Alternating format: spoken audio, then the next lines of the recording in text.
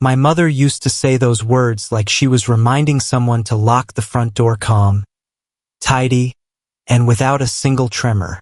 But when the notary cleared his throat, the entire room seemed to run out of air. He was not looking at my stepfather.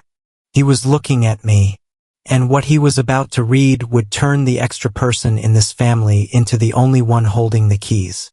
My name is Gemma Moore, and I walked into that office with the singular ambition of a convict walking toward a parole hearing he knows he will fail. I just wanted it to be over. The law offices of Braxton Associates were tucked away on the second floor of a limestone building in downtown Madison, Wisconsin. A place that smelled of floor wax, old dust, and the kind of expensive coffee that is brewed only to intimidate clients. It was late February. Outside, the wind was whipping off the lakes, stripping the heat from the sidewalk. But inside, the air was still and heavy. It felt less like a place of business and more like a high-end funeral parlor, where the bodies were buried in paperwork rather than earth.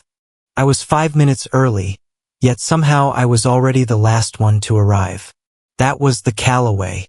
If you are on time, you are late. And if you are early, they will simply arrive earlier to ensure you still feel behind.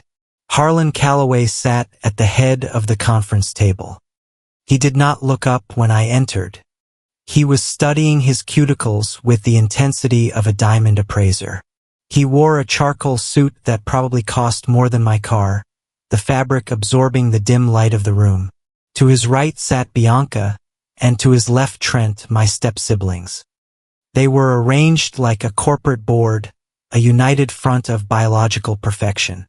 Bianca was scrolling through her phone, her thumb moving with lethal precision, while Trent leaned back, his arm draped over the empty chair next to him as if guarding it from a ghost. There was one empty chair left. It was at the far end of the table, directly opposite Heron. The distance felt calculated.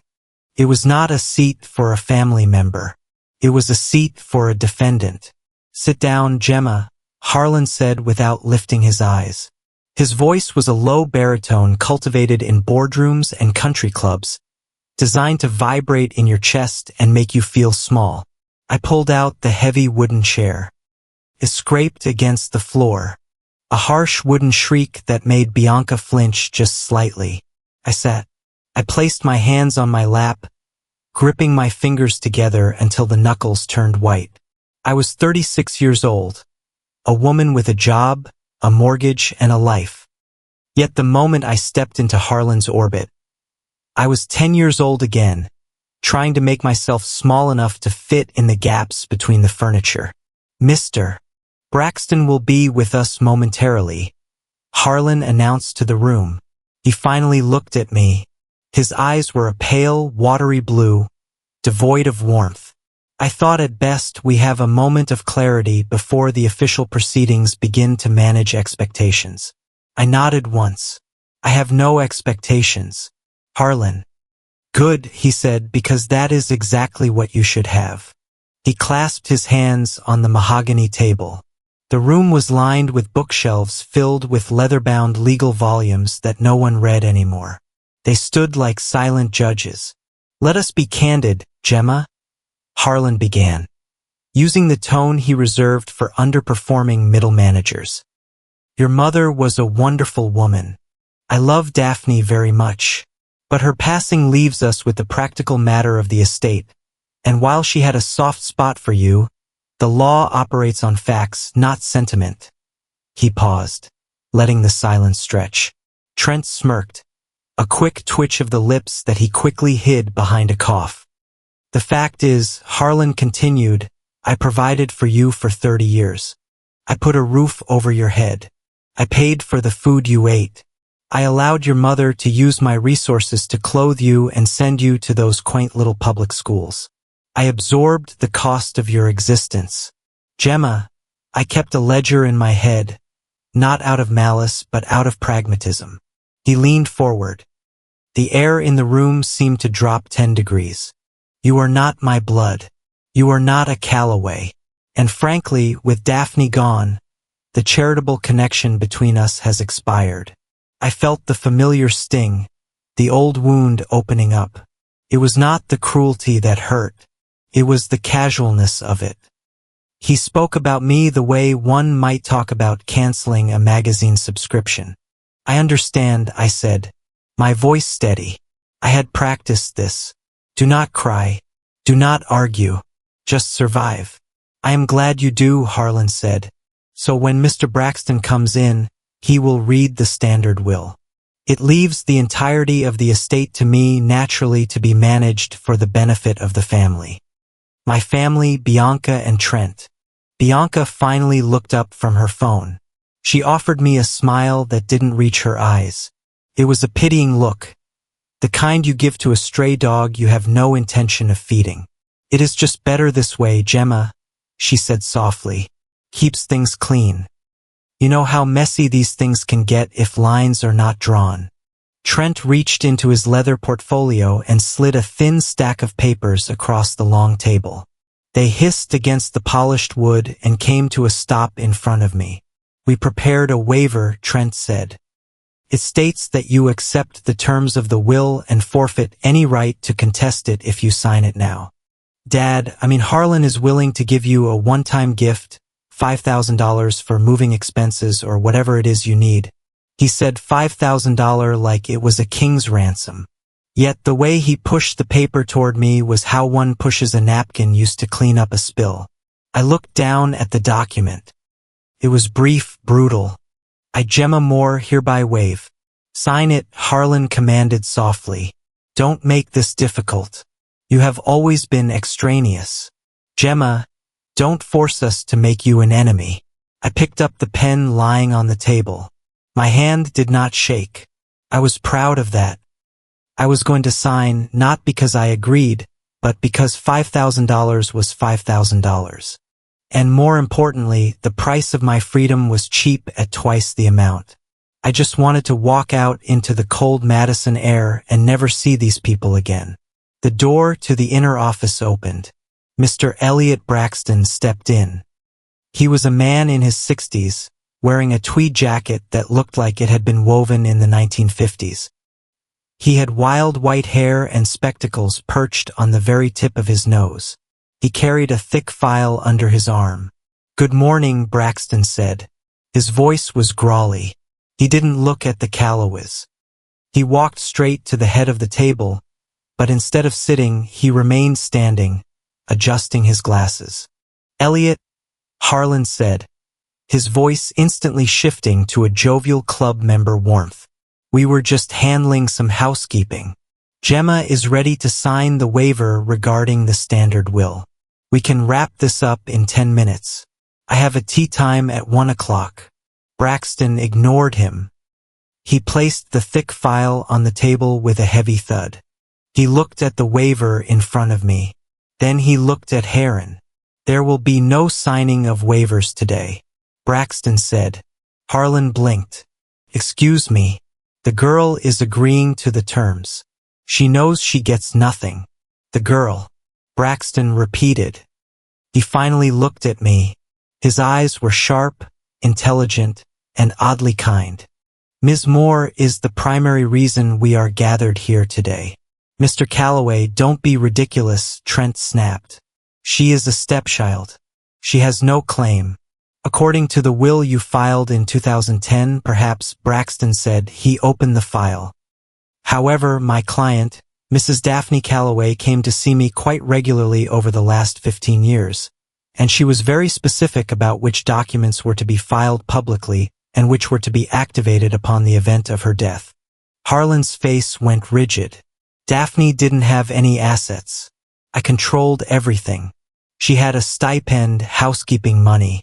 Braxton made a sound, a clearing of the throat that sounded suspiciously like a suppressed laugh. It was a dry, dusty sound, like autumn leaves skittering on pavement. He looked at Harlan with an expression that sat somewhere between amusement and pity. Mr. Calloway, Braxton said, it appears you labored under several misconceptions regarding your wife's financial acumen and her legal preparations. This is absurd, Bianca said, her voice losing its softness. Mother didn't do anything without asking Dad. Your mother, Braxton corrected, did not do anything you saw without asking your father. That is a distinction of significant legal weight. Braxton pulled a document from the center of the file. It was bound in blue legal paper. The seal on the front was old. The wax cracked but intact. The document Harlan is referring to, the one giving everything to him, was indeed signed, Braxton said, but it was superseded by a living trust and a prenuptial asset shield established 3 months before their marriage and updated annually. The assets within this trust fall outside the jurisdiction of the marital estate. What assets? Harlan demanded, standing up. His face was beginning to flush a dangerous shade of red. She had nothing.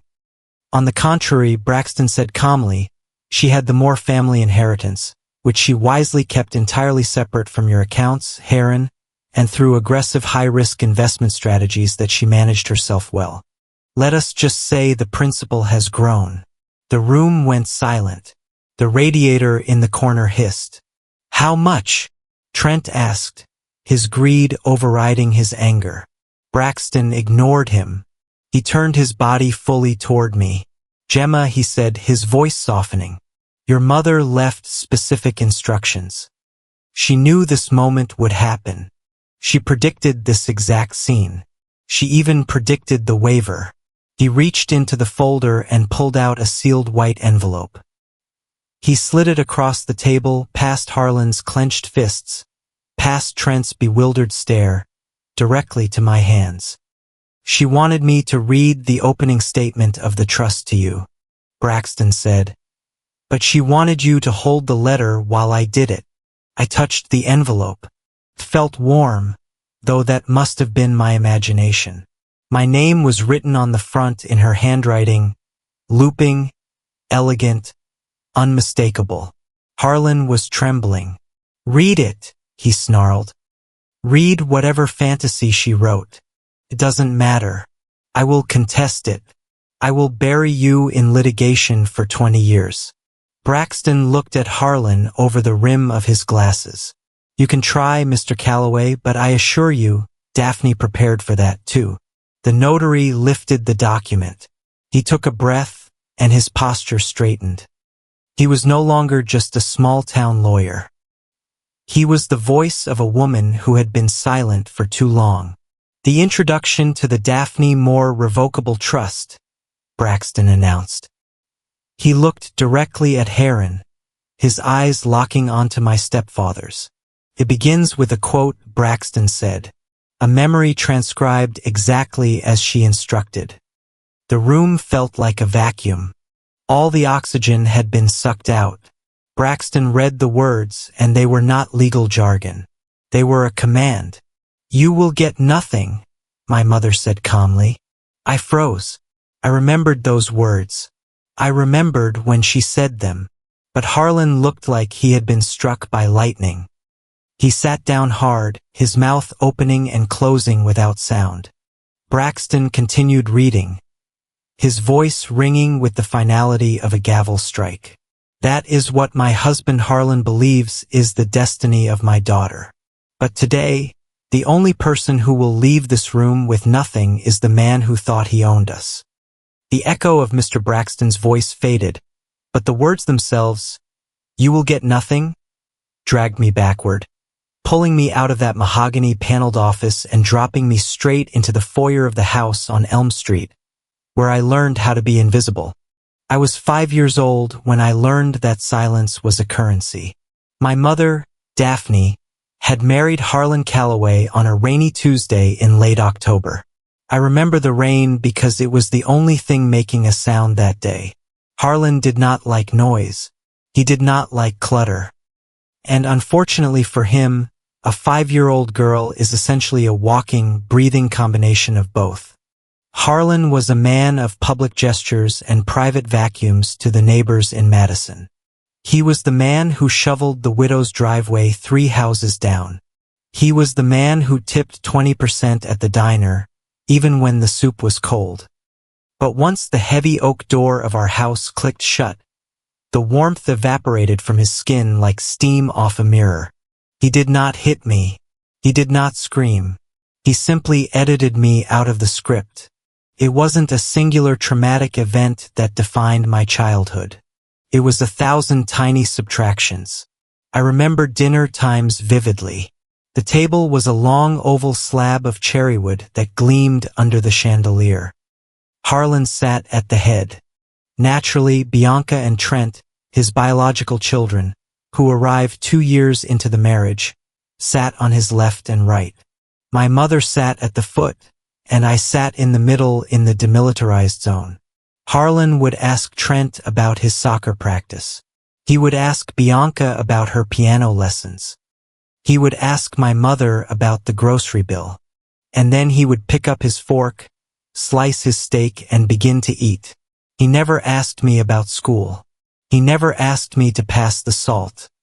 If I spoke, he would wait until I finished, stare at a spot on the wall just above my left ear for 3 seconds, and then resume his conversation with Trent, as if the air had never been disturbed.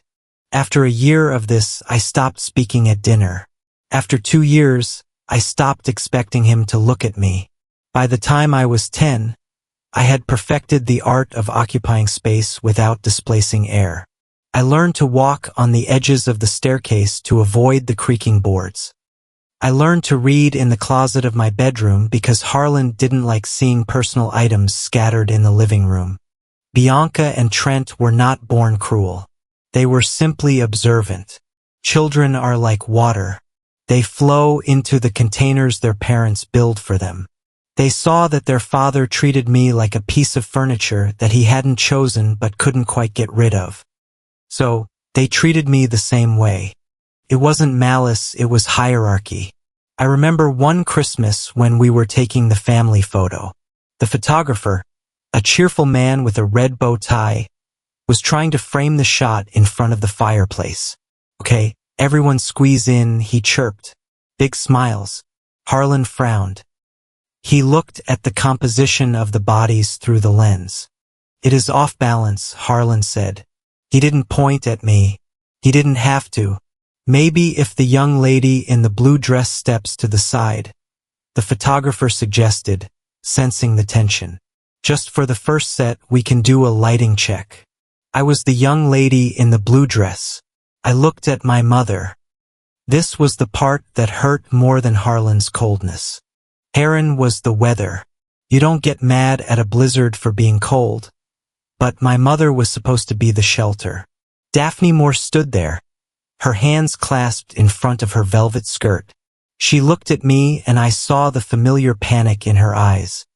It was the look of a woman who was constantly calculating the cost of peace. Just for a minute, Gemma, she said softly. Go help yourself to a cookie in the kitchen.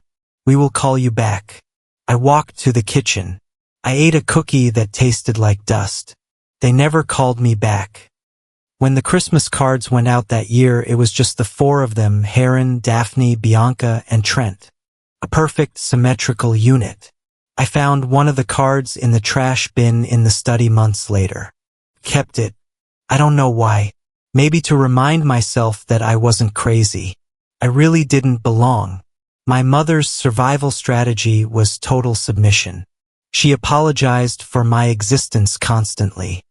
If I left my shoes by the door, she would swoop in and hide them before Harlan came home, whispering, "Let's not make trouble, Gemma."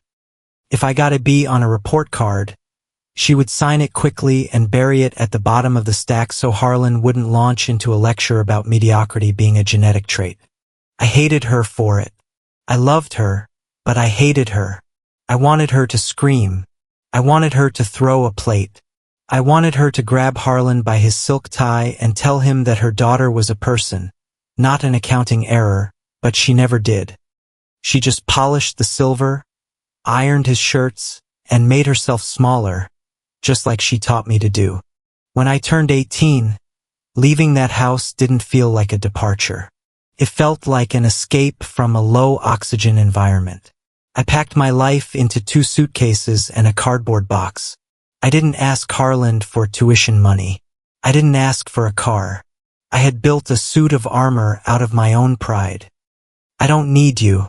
I told myself I don't need any of you. I worked double shifts at a diner.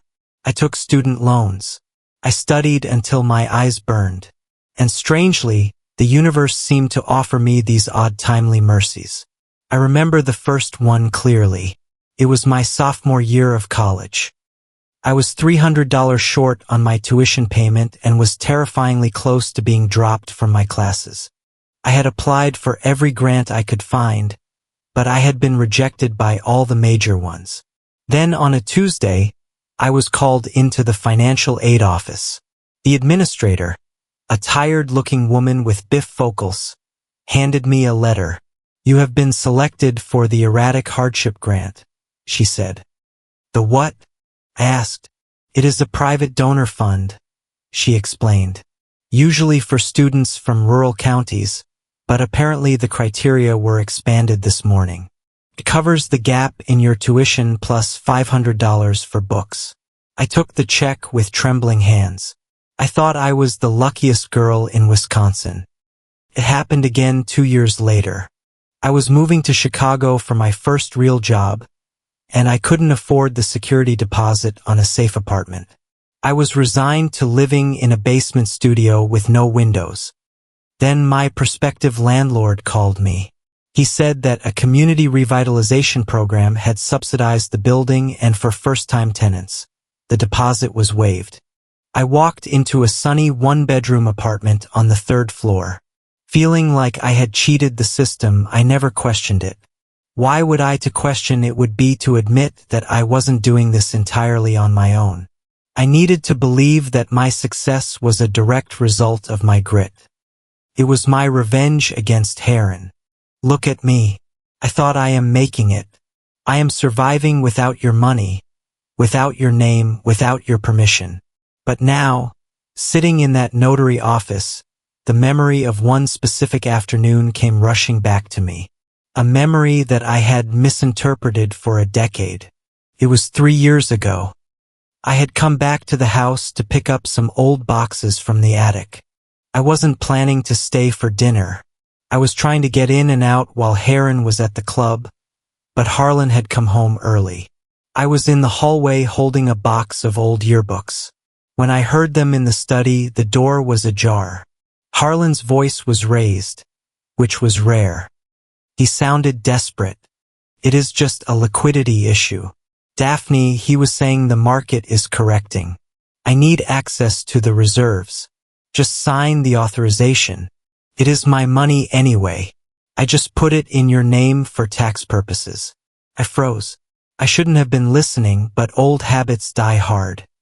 "It is not your money, Heron." My mother's voice answered. She didn't sound scared. She sounded bored. "Don't play games with me," Harlan snapped. "I have carried this family for 30 years. I have paid for everything. The cars, the vacations, the renovations. You think you can just sit on a pile of cash while I'm trying to save the business?" There was a silence. Then I heard the sound of a third person shifting in a chair. I hadn't realized anyone else was in the room. "Mr. Braxton advises against commingling the assets." My mother said. "Screw Braxton," Harlan shouted. "He is just a notary. He doesn't understand high finance. Daphne, look at me. If this deal falls through, we lose the lake house. Is that what you want?" I peeked through the crack in the hinge. I saw my mother sitting in the leather armchair. She was wearing a beige cardigan, her hands folded in her lap. She looked small. Heron was looming over her, red-faced, imposing, and in the corner, sitting quietly with a briefcase on his knees, was Mr. Elliot Braxton. Harlan leaned down, placing his hands on the arms of her chair, trapping her. "I need that signature. Daphne, what do you think is going to happen if you don't give it to me? You think you can survive on your own? You have never worked a day in your life. You have nothing without me." My mother looked up at him. Her face was completely smooth. No fear, no anger, just a blank calm surface. I am not signing Harlan, she said. Then what? Harlan spat, pulling away and pacing the rug. You are going to hoard it. Keep it for yourself. Or maybe you think you are going to give it to that useless daughter of yours. Is that it? You think Gemma deserves a payout? He laughed, a cruel barking sound. Let me tell you something, Daphne. Gemma is never going to see a dime of my hard work. I will make sure of it.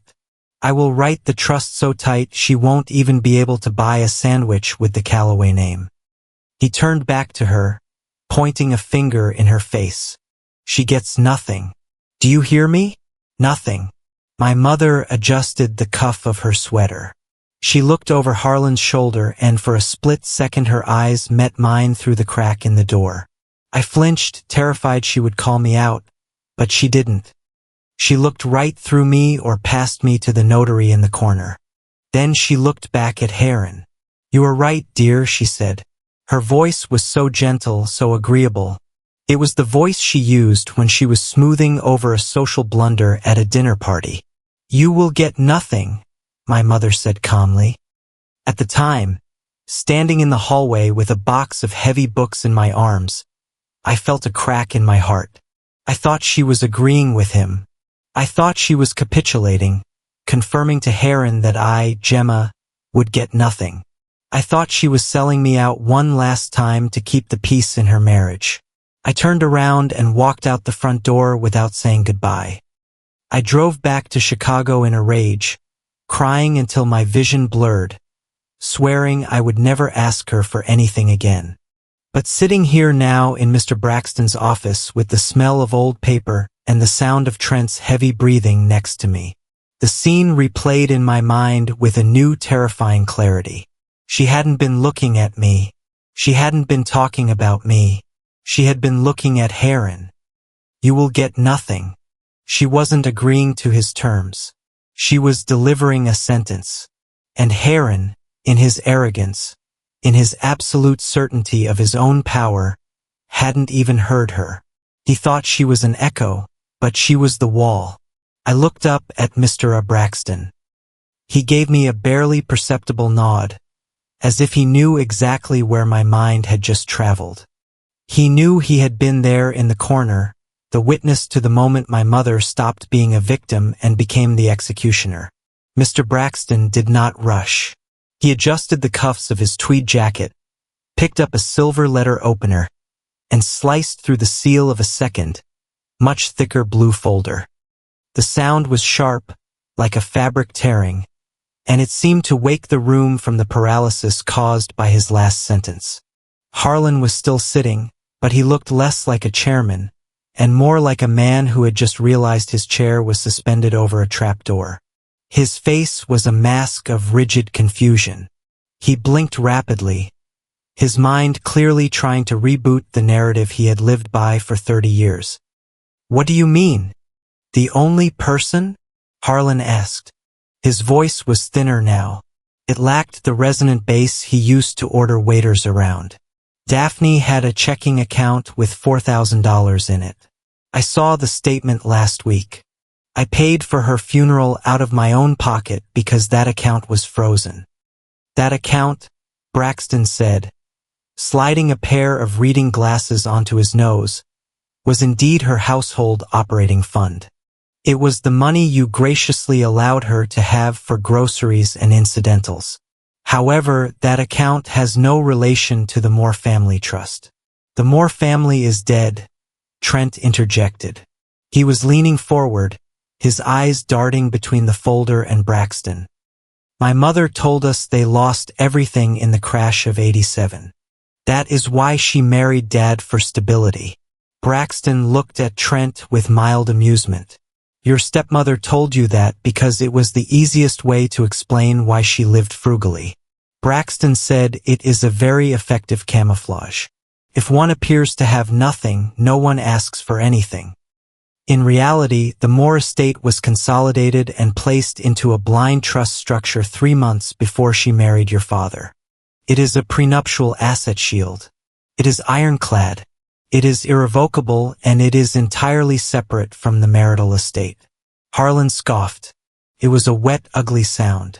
I trust Daphne.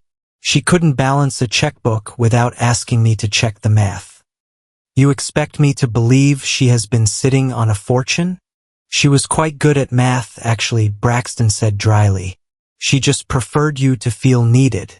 It is a common dynamic in asymmetrical marriages. He opened the folder and spread 3 large documents across the table. They were dense with legal text, stamped with dates that went back decades. The assets within the trust have been managed aggressively, Braxton continued. Real estate holdings in the Pacific Northwest, municipal bonds, a significant early position in a pharmaceutical logistics firm that went public 10 years ago. Daphne did not touch the principal. She let it compound. How much? Bianca asked. Her voice was sharp, cutting through the air. She had put her phone down. She was looking at the papers with a hunger that was almost physical. Braxton looked at a summary sheet. The final valuation is pending a third-party audit of the real estate holdings, he said. However, based on the closing market numbers from yesterday, the total value of the liquid and non-liquid assets sits somewhere between $19 million and $27 million. The silence that followed was absolute. It was not the silence of peace. It was the silence of a bomb blast before the shockwave hits. $19 million. I sat there, my hands gripping the edge of the table, feeling the blood drain from my face.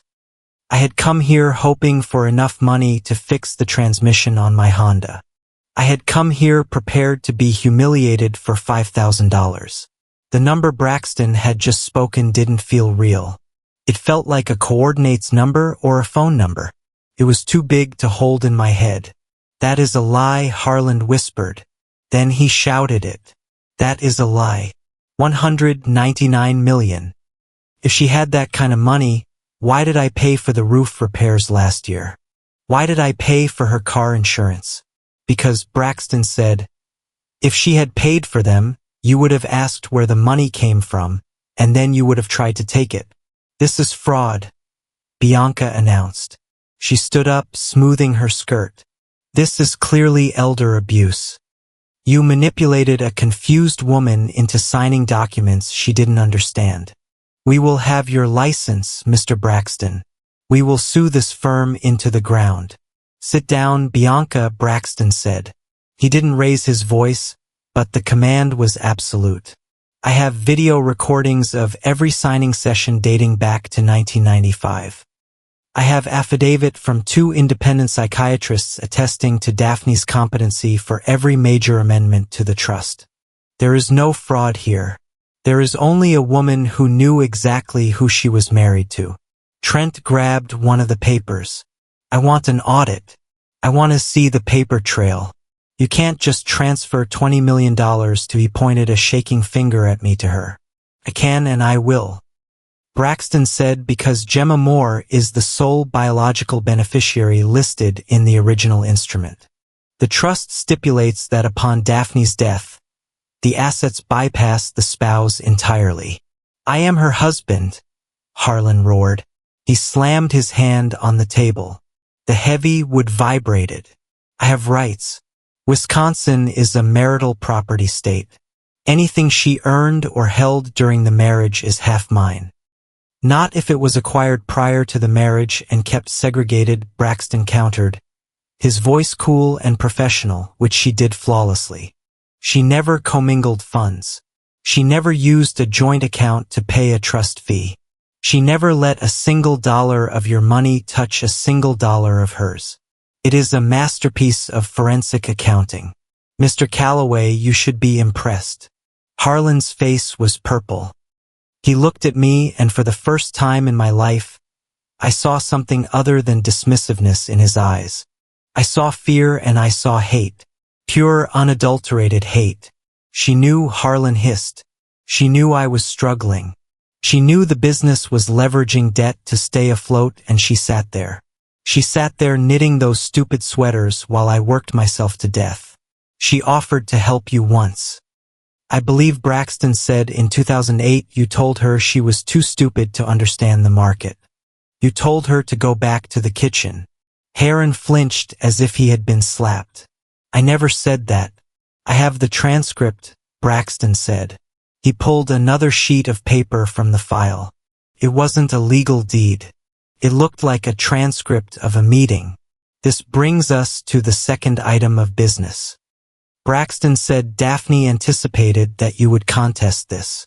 She anticipated you would play the grieving, supportive husband who was blindsided by a rogue lawyer. So she left a record. He held up the paper. 5 years ago, Daphne sat in that chair. Braxton pointed to the empty chair I had avoided. She came here to finalize the transfer triggers. I asked her, as I am required to do by law, if she wanted to leave a spousal stipend, a token amount, even just a nominal percentage, to ensure you couldn't claim you were forgotten by accident. Braxton looked at Heron. Do you want to know what she said? It was recorded by the court reporter present that day. Harlan didn't answer. He was breathing hard, clutching his chest. Braxton read from the paper. She looked at me, and then she looked at the empty chair where you would be sitting today, and she said, "He believes he owns me. He believes he owns my daughter. He counts every penny he spends on us like he is buying cattle. If I give him $1, he will think he won. So, I am leaving him exactly what he gave me emotionally." Braxton paused. The room was so quiet. I could hear the hum of the fluorescent lights in the hallway. And then she said, "You will get nothing." The words hung in the air, echoing the memory I had from the hallway, but now they carried the weight of a court order.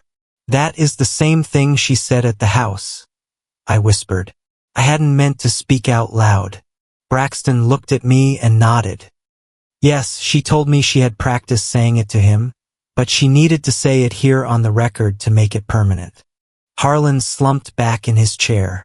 He looked deflated. The bluster was gone, replaced by a sullen, toxic shock.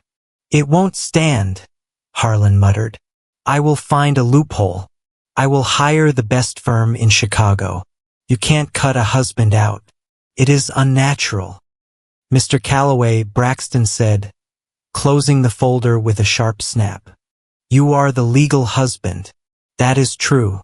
But you are the legal husband of a woman who spent 30 years constructing a legal fortress specifically designed to keep you out. You can sue. You can spend your remaining fortune on legal fees, but I wrote this trust, and I do not make mistakes." He turned away from Harlan. He dismissed him completely, just as Harlan had dismissed me for decades. Braxton rotated his chair to face me. The shift was physical. He turned his back on the Calloways and created a private space for the two of us at the end of the table. "Gemma," he said softly, "there are a lot of signatures required to transfer the title of the assets. It is a process that will take a few weeks to fully execute." I looked at him feeling dizzy. "Mr. Braxton, I don't know what to do with $19 million. I don't even know how to pay for a lawyer to help me with this." "The trust pays for your legal representation," he assured me, "and for your tax advisors and for your security should you need it." He glanced over his shoulder at Trent, who was staring at me with a look that made my skin crawl. "But before you sign anything," Braxton said, reaching into the bottom of the file, "there is one more thing you need to see. The money is the headline, Gemma, but it is not the story." He slid a thick-bound binder toward me. It wasn't legalized. It looked like a scrapbook or a ledger. "You grew up thinking you were alone," Braxton said. "You told me once when you came in to notarize your college loan papers that you were proud of being self-made, that you survived despite your mother's weakness." I nodded, shame heating my cheeks. "I did think that your mother wasn't weak. Gemma, she was underground." He tapped the binder. "You need to look inside. You need to see how you were actually supported. Every time you got lucky, every time a door opened just a crack, you thought it was chance. It wasn't chance. It was Daphne." I hesitated, my hand hovering over the cover. "Open it," Braxton urged gently. You have been fighting a war for 30 years, Gemma. It is time you saw the general who was commanding the troops from the shadows. I opened the binder. The first page wasn't a bank statement. It was an email printed out on plain white paper. The subject line read, "Emergency Housing Grant, Anonymous Donor," and below it, a copy of a cashier's check made out to my first landlord in Chicago. My breath hitched. I turned the page. Another document, a receipt for a car repair bill from 5 years ago, paid by a benevolent association I had never heard of. I looked up at Braxton, tears blurring my vision. She was watching, I asked. She wasn't just watching, Braxton said. She was catching you every single time. The leather binder lay open before me, a heavy-bound encyclopedia of a life I thought I had lived alone. The room was silent, save for the hum of the ventilation system and the ragged breathing of Heron Calloway, who sat across from me like a statue carved from salt. I turned the first page. It was not a bank statement. It was a photocopy of a flyer I had seen pinned to a corkboard in my high school guidance counselor's office 17 years ago. The North Star Initiative, a scholarship for first-generation independent students. I remembered staring at that flyer. I remembered writing the essay on a library computer, pouring my heart out about what it felt like to be a guest in my own home, about the silence at the dinner table, about the desire to build something that was mine. I had won $2,000 a semester. That money had bought my textbooks. It had paid for the bus pass that got me to my morning classes. I had framed the acceptance letter. I had looked at it every time I felt like quitting, telling myself that a committee of strangers saw potential in me, even if my stepfather did not. I looked at the document underneath the flyer.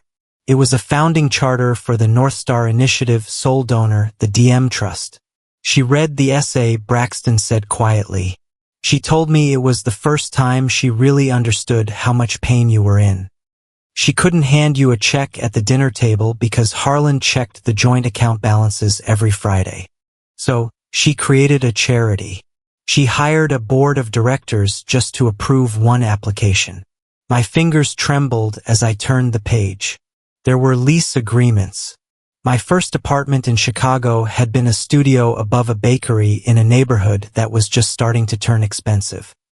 The rent was $800 a month. I had negotiated it down to $600 or so, I thought. I prided myself on that negotiation. I told my friends I was a shark. The paper in front of me was a correspondence between a property management firm and an anonymous LLC. Subject: Tenant Subsidy Unit 4B Body. The remaining $200 of the monthly rent for MS. More will be wired on the first of the month as per the standing agreement. The tenant is to remain unaware of this subsidy to ensure her sense of independence remains intact. I felt a flush of heat rise up my neck. It wasn't embarrassment exactly. It was a vertigo-inducing shift in perspective. I had walked through my 20s believing I was walking a tightrope without a net. I had looked down at the abyss and felt brave. Now I realized that the net had been there the whole time, woven from invisible wires, held by a woman who sat at home knitting scarves and nodding politely while her husband lectured her on the price of milk.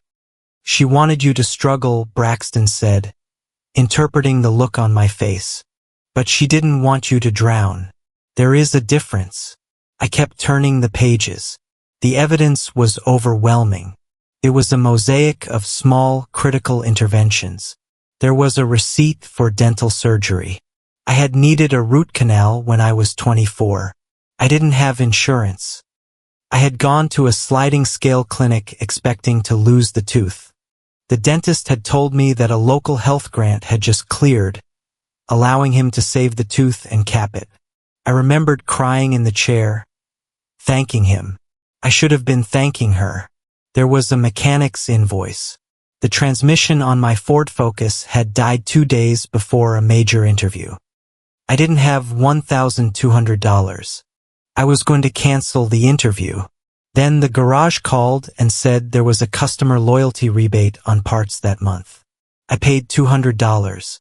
She had alert set up. Braxton explained she hired a private inquiry agent, a very discreet man, just to keep tabs on your major life events. When your car broke down, she knew within 3 hours. She called the garage directly, used a voice scrambler, and paid the difference via a prepaid debit card. I looked up at Heron. He was staring at the documents upside down. His face a mixture of confusion and horror. He wasn't horrified by the money. He was horrified by the autonomy. She didn't have a phone, Heron whispered. It was a weak protest. I checked the bill every month. She didn't have a cell phone. Braxton reached into the back pocket of the binder and pulled out a slim black device. It was an old flip phone, a model from 10 years ago. She kept this tape to the underside of her vanity drawer. Braxton said she charged it when you were at the golf course. Heron, she had a secure email server accessed only from the public library computers when she went to her book club meetings on Tuesdays. Harlan looked as if he might be sick. The book club. She read the books, Braxton said. But she also managed a portfolio of high-yield municipal bonds and emerging tech stocks. She was an aggressive day trader. Mr. Calloway, while you were reading the Wall Street Journal and complaining about the market, she was beating it. I looked at the email printouts. They were not the letters of a submissive housewife. The language was sharp, decisive, and authoritative to J. Miller, senior broker from DM. Sell the pharmaceutical holding. The FDA approval is stalling. Move 40% into logistics. The shipping sector is undervalued. Do it before the bell rings. She was brilliant, I whispered. I thought she was just mom. I thought she liked gardening and quiet afternoons. She did like those things, Braxton said. But she treated her quiet life as a cover identity. She knew that if she showed any aptitude for business, Harlan would feel threatened. He would try to take over. He would try to manage her money. And if she showed any financial independence, he would cut you off completely just to punish her. So she played the role. She wore the beige cardigans. She asked for permission to buy a new blender. She made herself small so her capital could grow big. Bianca reached out and touched the edge of the binder. Her fingernails were perfectly manicured, a sharp contrast to the yellowing paper. She lied to us, Bianca said. Her voice was trembling. Every day she sat at breakfast and acted like she didn't know what a dividend was. She asked me to explain how Venmo worked last Thanksgiving. She was mocking us. She was protecting herself, I said. The words came out sharper than I intended. And she was protecting me. It is deceit, Trent spat. It is a violation of the marriage contract. You can't hide assets like that. Actually, you can. Braxton corrected him. As I stated, the trust was prenuptial. The growth of the assets is protected. Daphne paid her taxes. She just didn't pay the ego tax that Harlan required. I closed the binder. The weight of it felt different now. It wasn't just paper. It was a testament to a 30-year undercover operation. My mother hadn't just been a victim of Harlan's emotional neglect. She had been a resistance fighter operating behind enemy lines. I realized then that I wasn't crying. I expected to be sobbing. I expected to feel betrayed that she hadn't told me, that she had let me believe I was alone. But the tears didn't come. Instead, I felt a strange cold strength settling into my bones. It was the same strength I saw in her emails. I had built my life on the story that I was unwanted. I had worn my exclusion like a badge of honor. I don't need them. I used to say I did this myself. And in a way, I had studied for the tests. I had worked the shifts. I had driven the car. But I hadn't done it in a vacuum. I had done it with a tailwind that I never felt because it was designed to be invisible. I wasn't alone, I said softly. No, Braxton said you were never alone. You were just covertly supported. Harlan stood up. He looked shaky on his legs. He adjusted his tie, but the knot was crooked. This is all very touching, he sneered, trying to regain some ground. But a few receipts for car repairs don't prove anything. It proves she gave you pocket money. It doesn't prove the $19 million belongs to you. I will contest the will. I will contest the trust. I will prove she was mentally unstable. Paranoia is a symptom of dementia. Hiding phones, secret emails. That is not the behavior of a sane woman. Braxton didn't blink. He watched Harlan with the patience of a predator who knows the prey has nowhere to run. I anticipated you would take that route. Heron, the hysterical woman defense. It is a classic. Braxton swiveled his chair back to the main desk. He opened a small drawer and pulled out a digital audio recorder. It wasn't the cheap kind. It was professional grade, heavy and black. Daphne left one more thing. Braxton said it is an addendum to the trust, a personal statement. She stipulated that this file was only to be played in the event that her husband or stepchildren threatened legal action to dispute the beneficiary. He placed the recorder in the center of the table. If you walk away now, Harlan, Braxton said, his hand hovering over the play button. If you sign the waiver and accept that the money is gone, this recording stays private. You can keep your reputation. You can tell your friends at the club that Daphne left everything to charity and you graciously supported her decision. Harlan laughed. It was a nervous, jagged sound. You are bluffing. What could she possibly say? She was a housewife. She was a mother, Braxton said.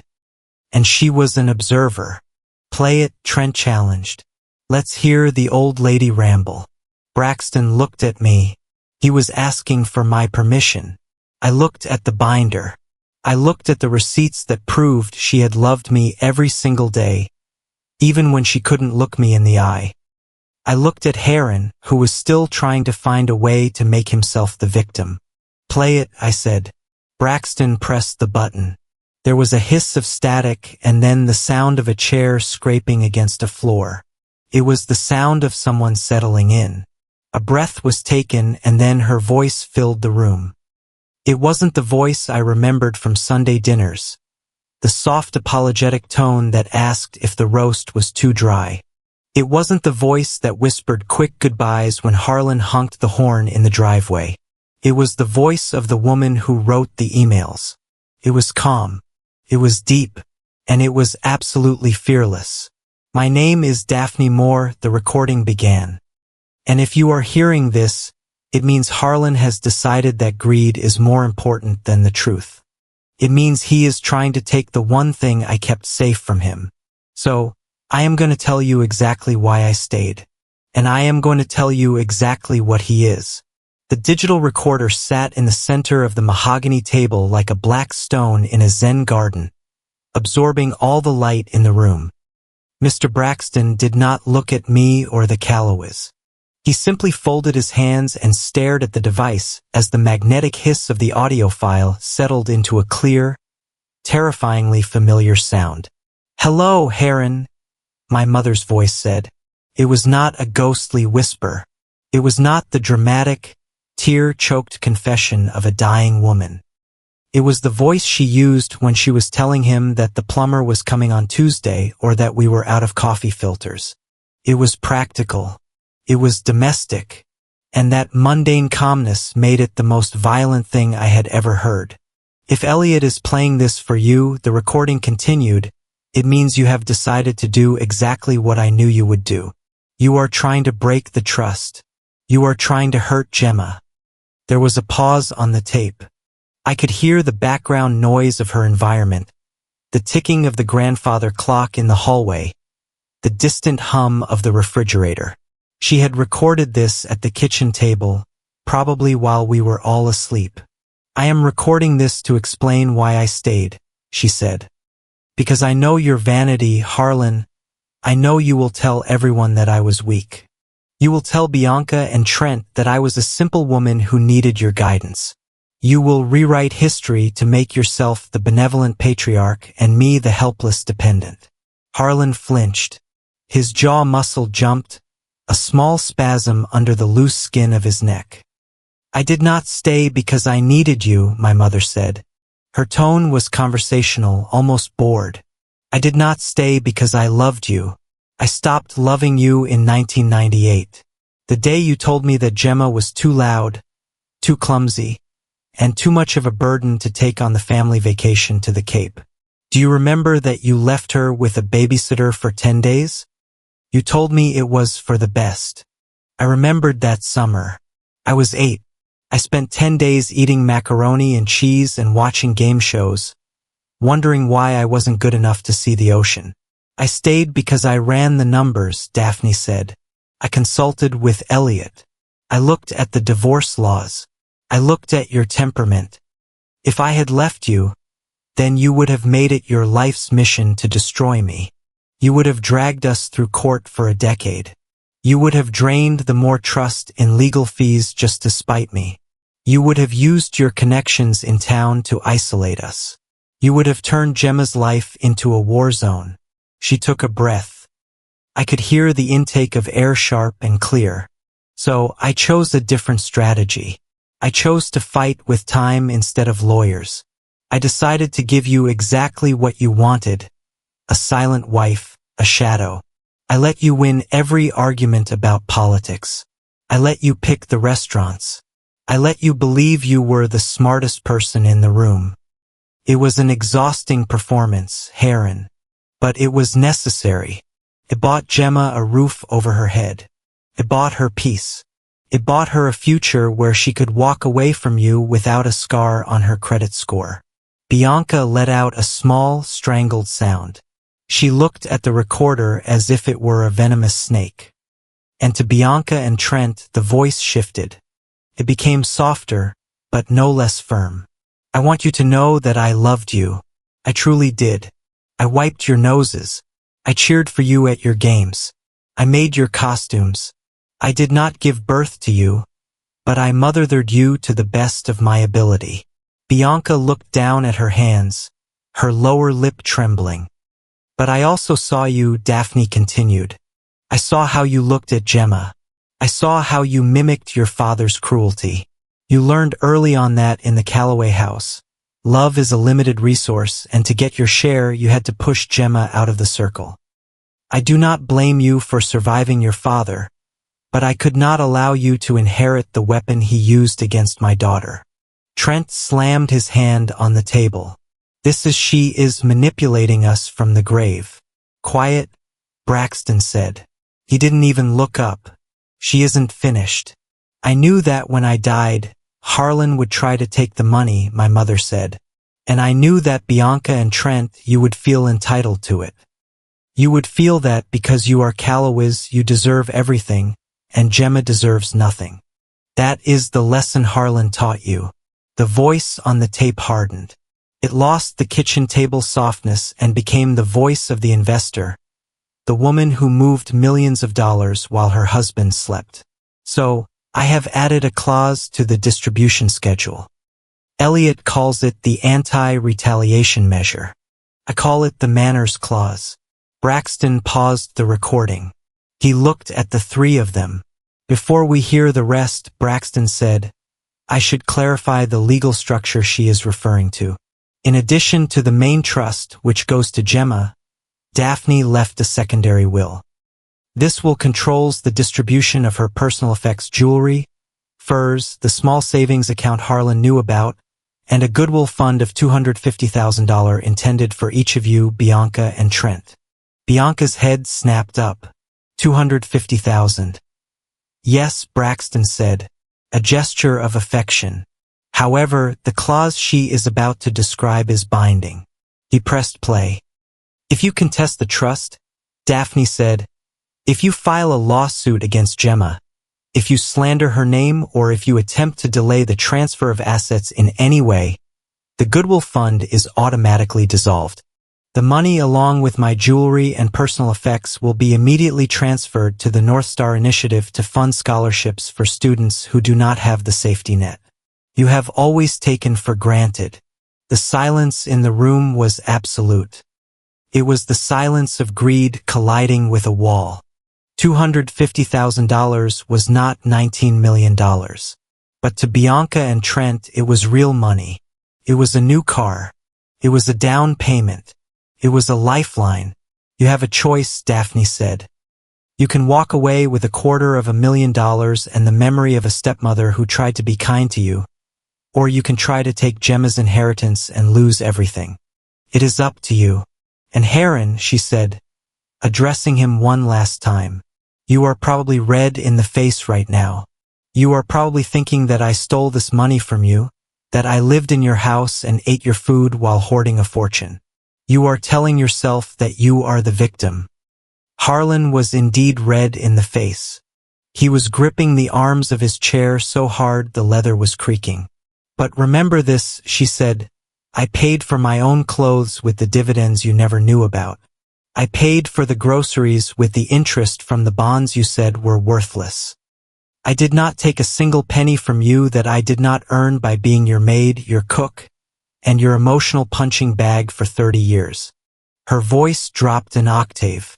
It was the deepest, most resonant I had ever heard it. You told me once that I would get nothing if I ever left you. You used that phrase like a leash, but today I am returning it to you. I did not take from you, Harlan. I simply did not let you take from me. The recording ended with a soft click. The room felt different. The air was charged with a new kind of energy. For 30 years, the power dynamic in our family had been a monolith. Heron was the god and we were the subjects. Daphne had just taken a sledgehammer to the base of that statue. I sat back in my chair, feeling a sensation I couldn't quite name.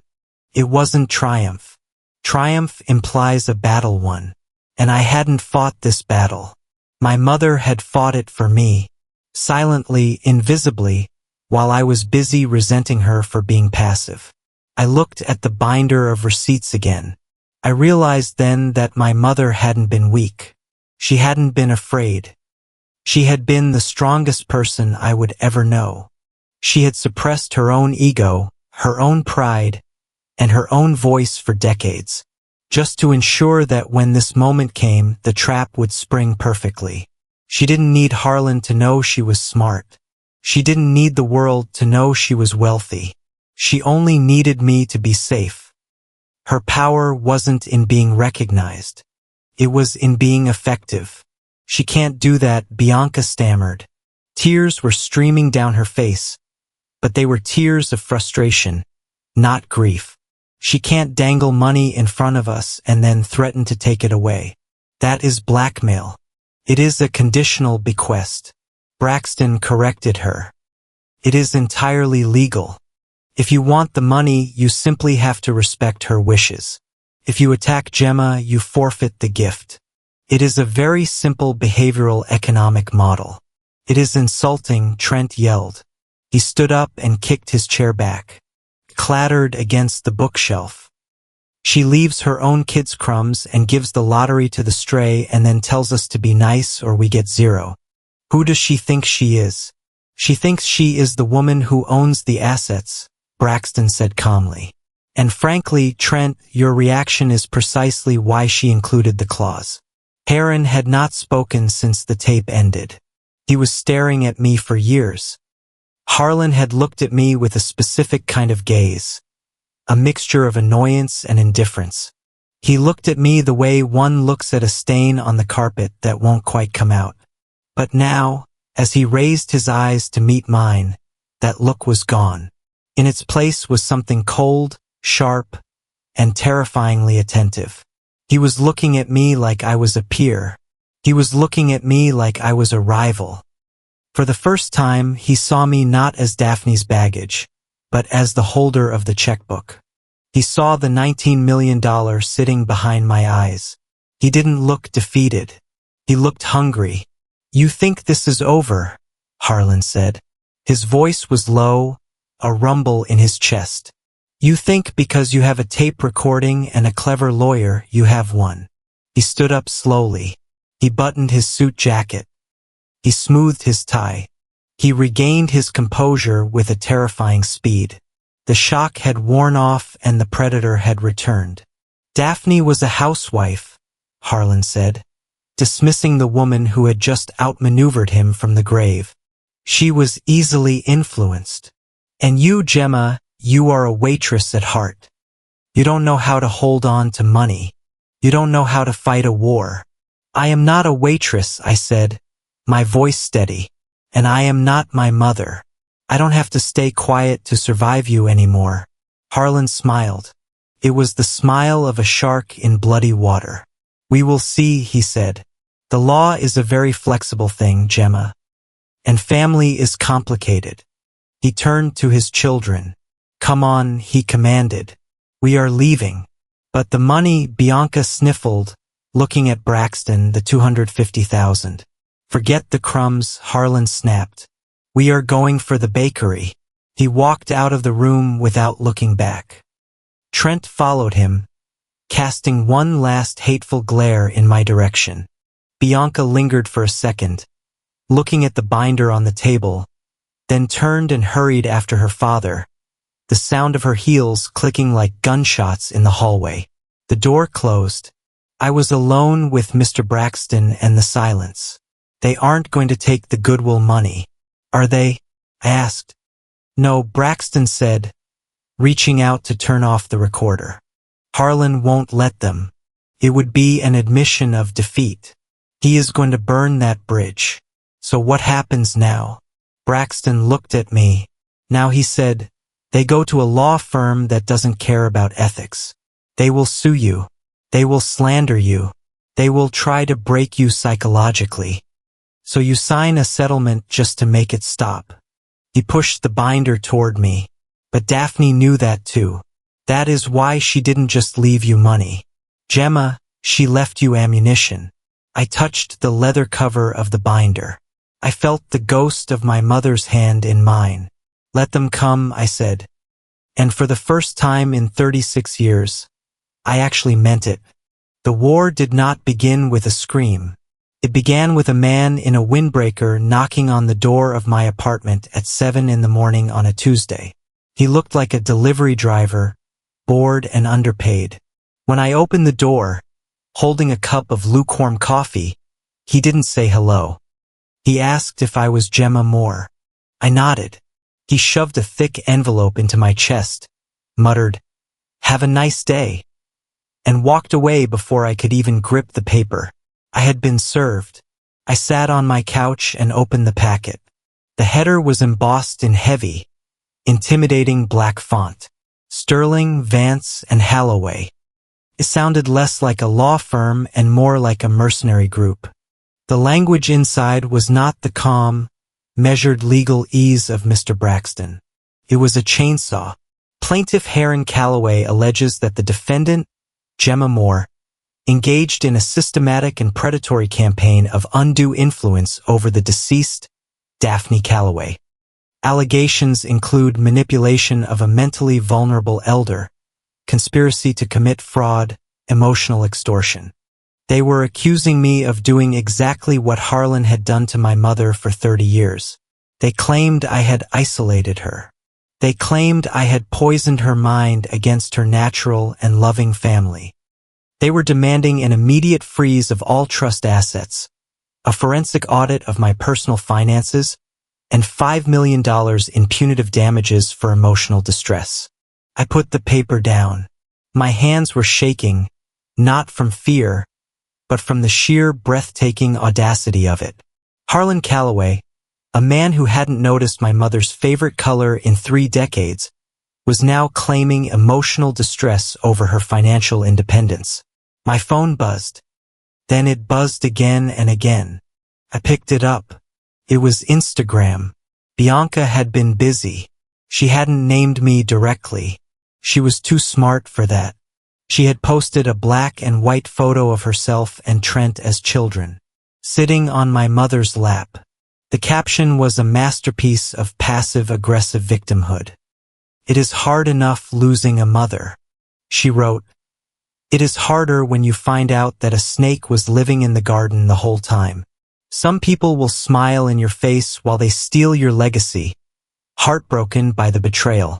Family first, justice for Daphne. The comments were already rolling in. Cousins I hadn't seen since Christmas of '98 were posting broken heart emojis. Aunts who used to pinch my cheek were commenting things like, disgusting behavior and karma never misses. I felt a wave of nausea. They were rewriting the story in real time in their version. I wasn't the stepdaughter who was ignored. I was the villain who had infiltrated the palace. I didn't reply. I didn't defend myself. I remembered my mother's voice on the tape I fought with time. I called Mr. Braxton. They have filed, I said. I have the copy. Braxton replied. His voice was unbothered, as if he were discussing the weather. Sterling and Vance, they are expensive, they are loud, and they are predictable. This is the shock and awe phase. Gemma, they want you to panic. They are destroying my reputation. I said, Bianca is painting me as a thief online. Let her paint. Braxton said, screenshots are admissible evidence. Every lie she tells now is a nail in her own coffin later, but you need your own representation for the litigation. I am a trust attorney. You need a litigator. I have taken the liberty of setting up a meeting with Sarah Jenkins. I met Sarah 2 hours later. She did not have a mahogany office. She worked out of a glass-walled building in the tech district. She was 40 years old, wore a sharp blazer, and didn't offer me coffee. I read the file, Sarah said, tapping a stylus against her tablet. Harlan Calloway is a bully. Bullying works on 90% of the population. My job is to make sure you are in the 10%. She looked me in the eye. First rule, she said, no direct contact. Block their numbers. Block their social media. If they come to your house, you call the police.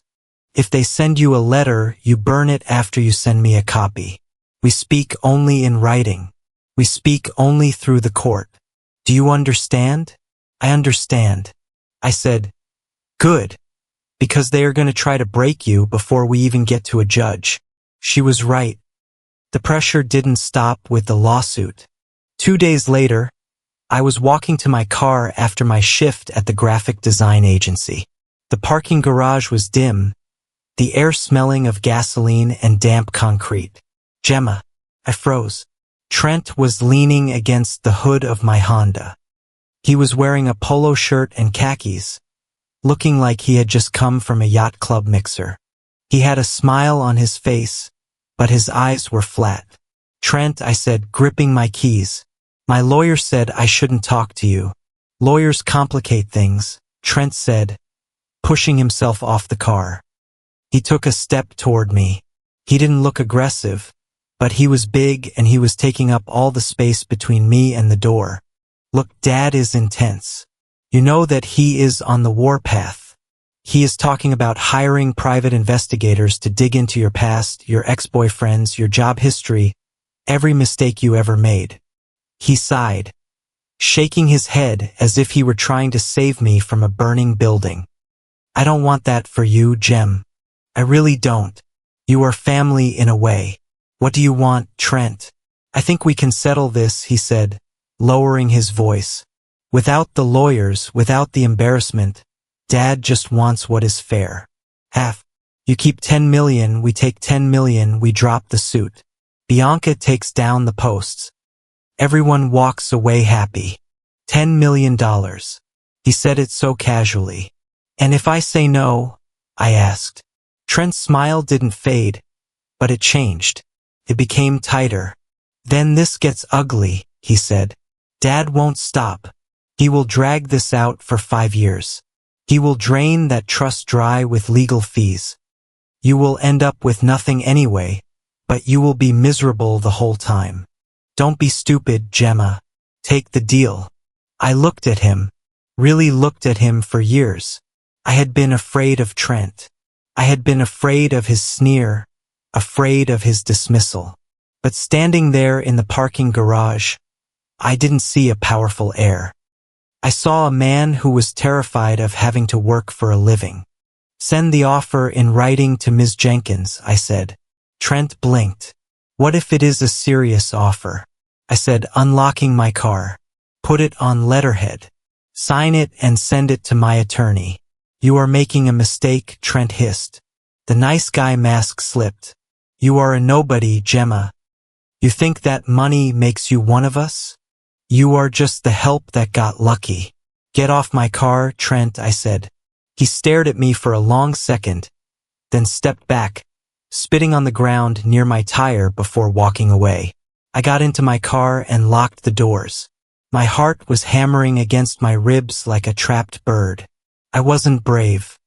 I was terrified. But I realized something. Trent hadn't come here because he was strong. He had come here because he was desperate. If their case was so solid, they wouldn't be offering to split the pot. That night, my phone rang again. Unknown number. I almost didn't answer, but something in instinct maybe made me pick up. Hello? Is this Gemma? A woman's voice. Smoky, older. Who is this? This is Lana, Harlan's cousin from Milwaukee. I vaguely remembered Lana. She was the black sheep of the Calloway family. She had been banned from Thanksgiving dinners years ago for getting drunk and telling Harlan he was a pompous windbag. What do you want, Lana? I saw Bianca's post, Lana said. She sounded like she was smoking a cigarette. Little witch. Listen, honey. I don't care about you and I certainly don't care about Heron, but I know you are sitting on a pile of Daphne's cash. I am hanging up, I said. Wait, she snapped. I have something information about Harlan's business, about the books. I paused. What about them? Information costs money, Lana said. $5,000 cash in a brown bag. I will meet you at the diner on State Street. I am not bribing you, I said. It is not a bribe. It is a consultation fee. She laughed. A dry hacking sound. Harlan is broke, honey. I mean really broke. Why do you think he is suing you so hard? He isn't fighting for honor. He is fighting because the sharks are circling his boat. I know where he buried the debt. You want to win? You need to know where the bodies are. I felt a chill. Call my lawyer, I said. If the information is real, she will pay you for a deposition legally. Fine, Lana grumbled. But tell her to hurry. Harlan is trying to liquidate assets that don't belong to him. She hung up. I sat in the dark of my kitchen. The united front of the Calloway family was crumbling. They weren't a dynasty. They were a pack of wolves turning on each other the moment the food ran out. I met with Sarah and Braxton the next morning. I told them about Trent. I told them about Lana. Desperation, Braxton said, nodding. Confirms the timeline. What timeline? I asked. Braxton placed a new document on the desk. It wasn't from the original binder. It was fresh, retrieved from a secure archive just that morning. When your mother set up the trust, Braxton said she didn't just invest in stocks. She invested in debt. I don't understand, I said. Sarah leaned forward, her eyes gleaming with the thrill of the hunt. Gemma, your mother was a genius. An absolute cold-blooded genius. She opened the document. It was a promissory note, a loan agreement. 6 years ago, Braxton explained, Harlan's company, Calloway Logistics, was in deep trouble. He needed a massive injection of capital to avoid bankruptcy. He couldn't get it from a bank because his credit was already overextended. So he went to a private lender, a shell company called Aurora Holdings. Aurora, I whispered. That was the name of the street we lived on before he married Mom. Exactly. Braxton smiled. Harlan didn't catch the reference. He was too desperate. He borrowed $3 million from Aurora Holdings. He signed over a lien on his business assets as collateral. He has been paying interest on it for years, but the principal is coming due next month. And Aurora Holdings, I asked, though I already knew the answer. Aurora Holdings is a wholly owned subsidiary of the Daphne Moore Trust. Braxton said, "Your mother didn't just leave you money, Gemma. She left you the mortgage on Harlan's life. He doesn't know. He has no idea." Sarah said he thinks he owes money to some faceless investment group in Delaware. He doesn't know that the person holding the leash is the stepdaughter he just sued for $5 million. I looked at the paper. It was a weapon, a nuclear weapon. So Sarah said, interlacing her fingers, "If he proceeds with this lawsuit, if he tries to freeze your assets, we have the right to call in the loan immediately. If he can't pay, and we know he can't, the trust forecloses on his business. You wouldn't just win the lawsuit. Gemma, you would own Callaway Logistics." I sat back. The room seemed to spin all those years. Heron had walked around the house like a king. He had treated my mother like a servant. He had treated me like a ghost. And all the while, my mother had owned the paper that kept his empire from collapsing. She had held his fate in her knitting bag. "He called me a thief," I said softly. "He did," Braxton agreed. "He said I get nothing." "He did." I looked at the promissory note.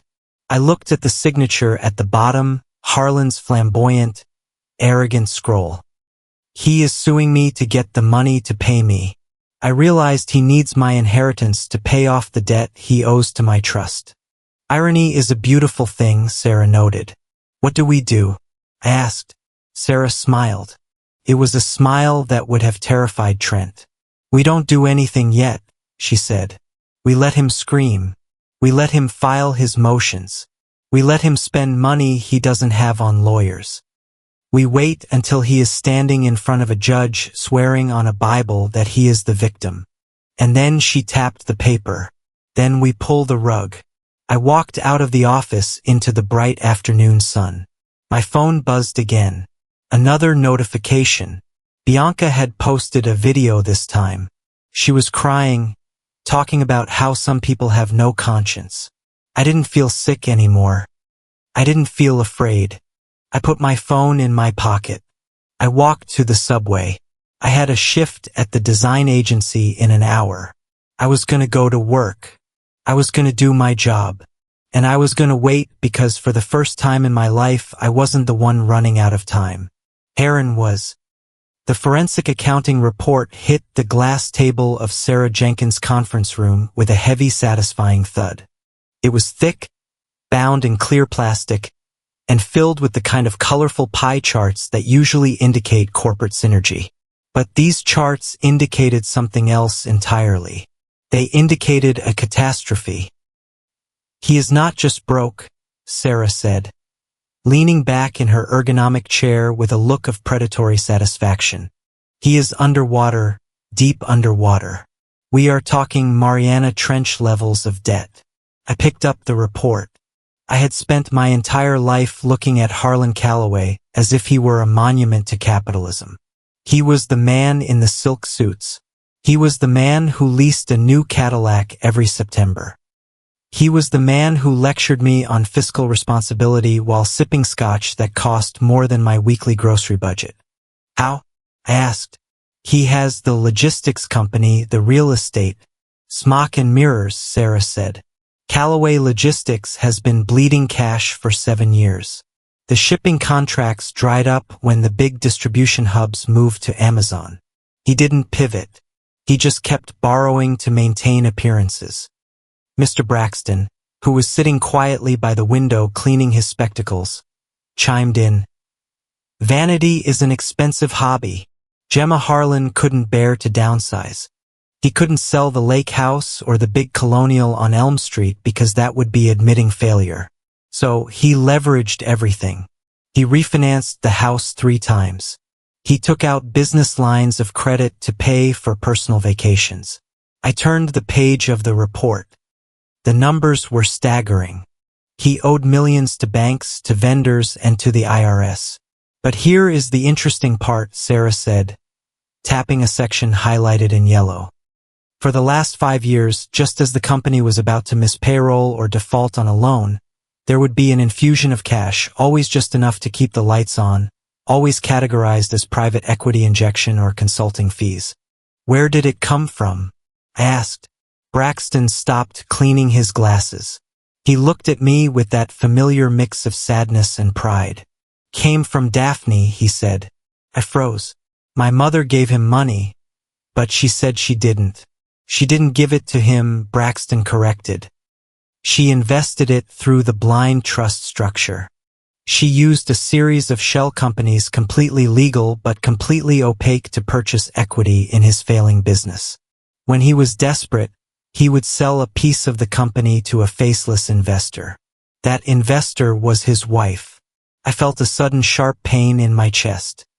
I thought about all the times my mother had sat at the dinner table wearing her old clothes, eating the smallest portion of chicken while Harlan bragged about his business acumen. She had been sitting there silently funding his ego, paying for the very roof he threatened to kick me out of. Why, I whispered, why would she save him? Because if his company failed, the house would be seized, Braxton said. And if the house was seized, your life would have been disrupted. You were still in college or just starting out. She needed the environment to remain stable so you could launch. She wasn't saving Hare and Gemma. She was maintaining the habitat for your sake. She was paying rent, Sarah added bluntly. She was paying millions of dollars in rent to keep a roof over your head without having to fight a custody battle or a divorce war. I looked at the ledger again. It was the ultimate act of silent endurance. She had propped up his masculinity with her checkbook, allowing him to feel powerful while she held the actual deed to his throne. And that brings us to the leverage, Sarah said, her voice dropping to a conspiratorial whisper. Because Daphne didn't just buy equity, she bought debt. She flipped to the back of the binder. This is the promissory note we discussed earlier, but now we have the full context. 2 years ago, Harlan's primary lender threatened to foreclose on the warehouse district. It would have killed the business. Daphne's trust stepped in again through the Aurora Holdings entity and bought the debt from the bank at 80 cents on the dollar. So he owes the money to Aurora Holdings. I said, yes. Sarah smiled. And since the trust is now active and you are the sole beneficiary, you are Aurora Holdings. The realization hit me like a physical blow. I wasn't just the stepdaughter he was trying to disinherit. I was his banker. This changes everything. Sarah said he is suing you for the inheritance. But if he pushes this lawsuit, if he causes undue strain on the trust's assets, the trust has a fiduciary duty to liquidate risky holdings to protect the principal. And right now, the riskiest holding is the debt of Callaway Logistics. Meaning, Braxton said softly, if he doesn't drop the lawsuit, we can call the loan. We can demand immediate repayment of $3 million. He doesn't have it. We would foreclose on his business, his warehouse, and likely due to personal guarantees he signed the house on Elm Street. We could take the house? I asked. You could take everything? Sarah said, not out of revenge, but simply because he forced your hand. It is the ultimate poison pill defense. If he bites you, he dies. I sat in silence for a long moment. I thought about Bianca and Trent. They were walking around town acting like royalty, posting on Instagram about betrayal, completely unaware that the ground beneath their feet was held up by my mother's patience. Does he know? I asked. Not yet, Sarah said. But the auditors are crawling through his books right now for the discovery phase of the lawsuit. He is about to find out that his silent partner is the daughter he calls a mistake. The cracks began to show 3 days later. It started with a frantic text from a number I didn't recognize, which turned out to be an old friend of Bianca's who had always been kind to me. She told me that Bianca had been trying to sell her designer handbags on a resale site in bulk. Then came the rumor from the country club, relayed by Mr. Braxton's secretary. Harlan had been declined credit at the pro shop. A small thing, But in their world, it was like a bell tolling. But the real fracture happened between the siblings. I heard about it from the discovery logs. Our team had subpoenaed their communications. Trent had sent a furious email to his father, demanding to know why his credit card had been declined at a restaurant in Chicago. Harlan's reply had been vague, blaming banking errors. Trent wasn't buying it. He had replied, "Bianca says Mom had money. You said you had money. Why are we bouncing checks while Gemma is sitting on 20 million? What aren't you telling us, Dad?" They were starting to smell the rot. They were realizing that the hatred they felt for me was the only inheritance they were actually going to get. Then the phone call came. It was Friday afternoon. I was at work staring at a layout for a brochure when my cell phone rang. It wasn't a block number. It was Harlan's personal cell. I let it ring 3 times. My instinct was to throw the phone across the room.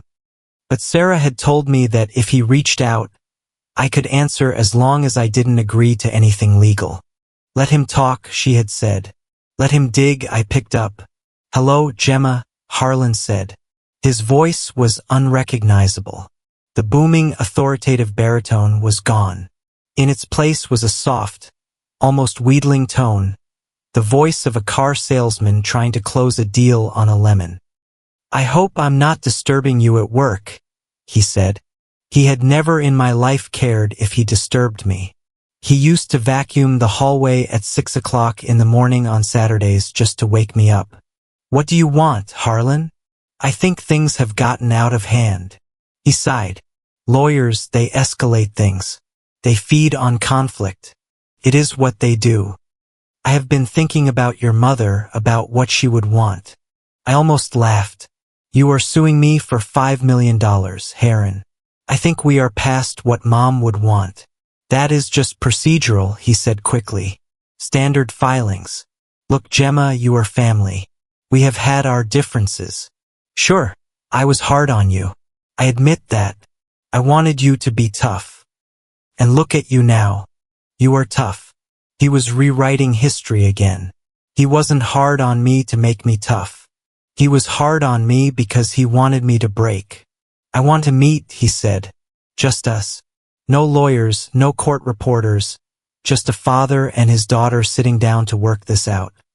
We can come to an arrangement that makes everyone happy. You don't want to see the family destroyed, do you?" There it was. The guilt trip, the assumption that I, the woman, the peacemaker, would naturally sacrifice myself to keep the family intact. I looked at the sticky note on my monitor where I had written, "You are Aurora Holdings. I will meet you," I said. "Wonderful," he breathed. "Come to the house. We can have dinner." "No," I said.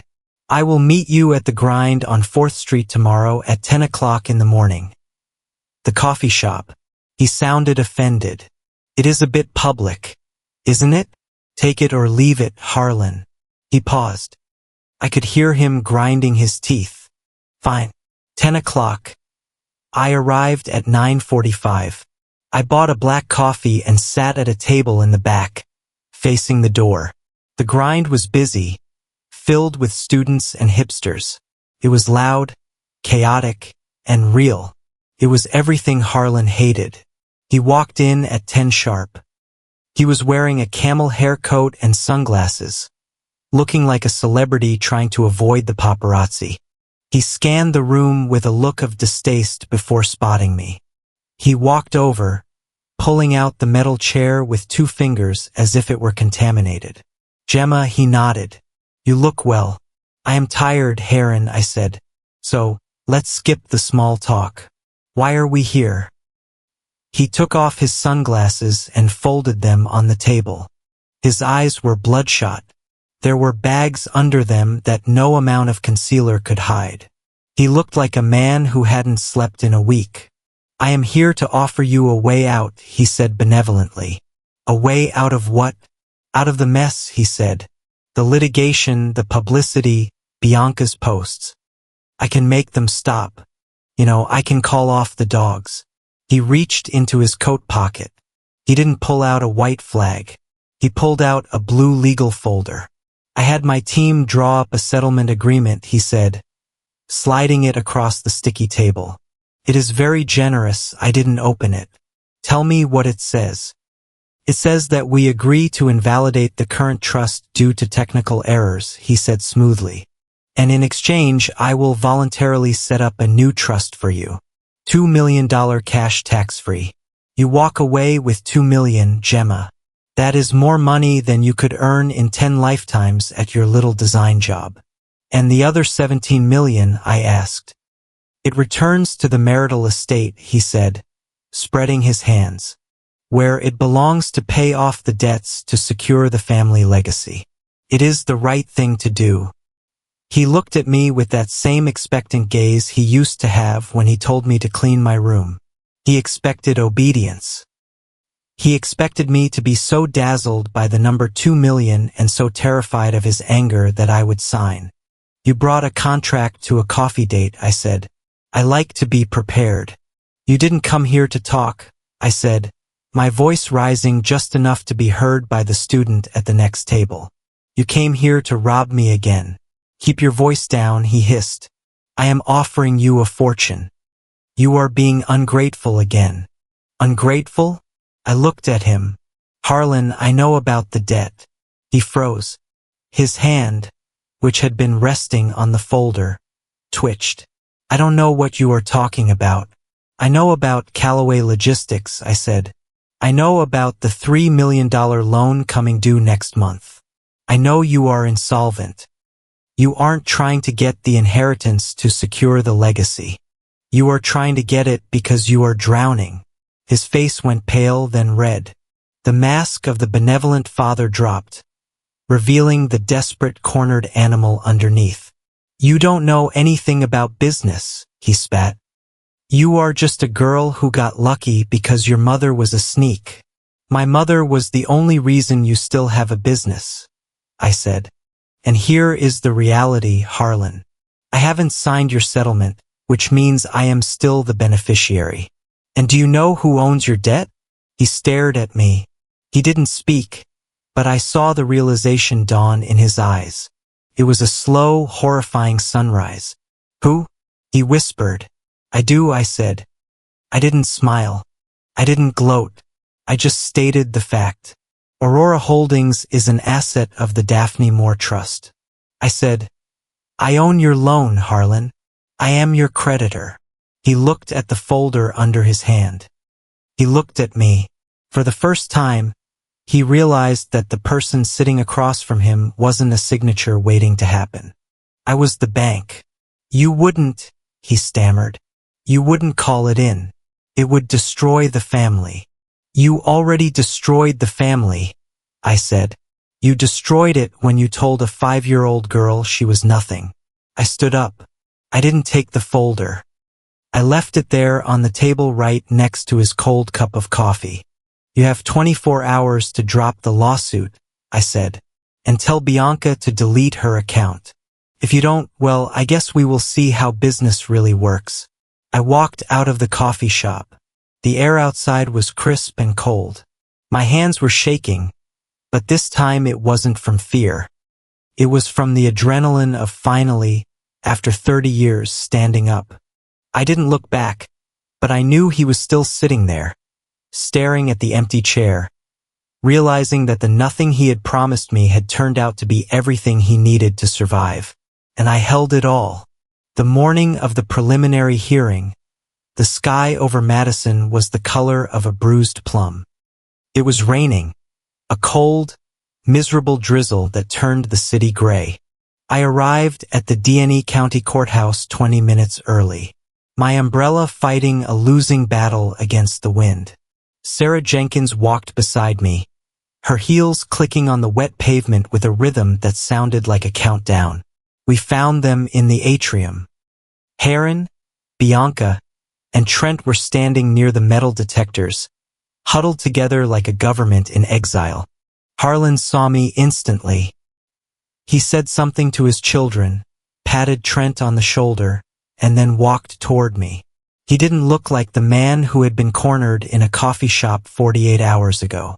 He looked composed, polished, and terrifyingly paternal. "Gemma," he said, stopping just outside the range of my umbrella. He ignored Sarah completely. "Can we have a moment? Just family.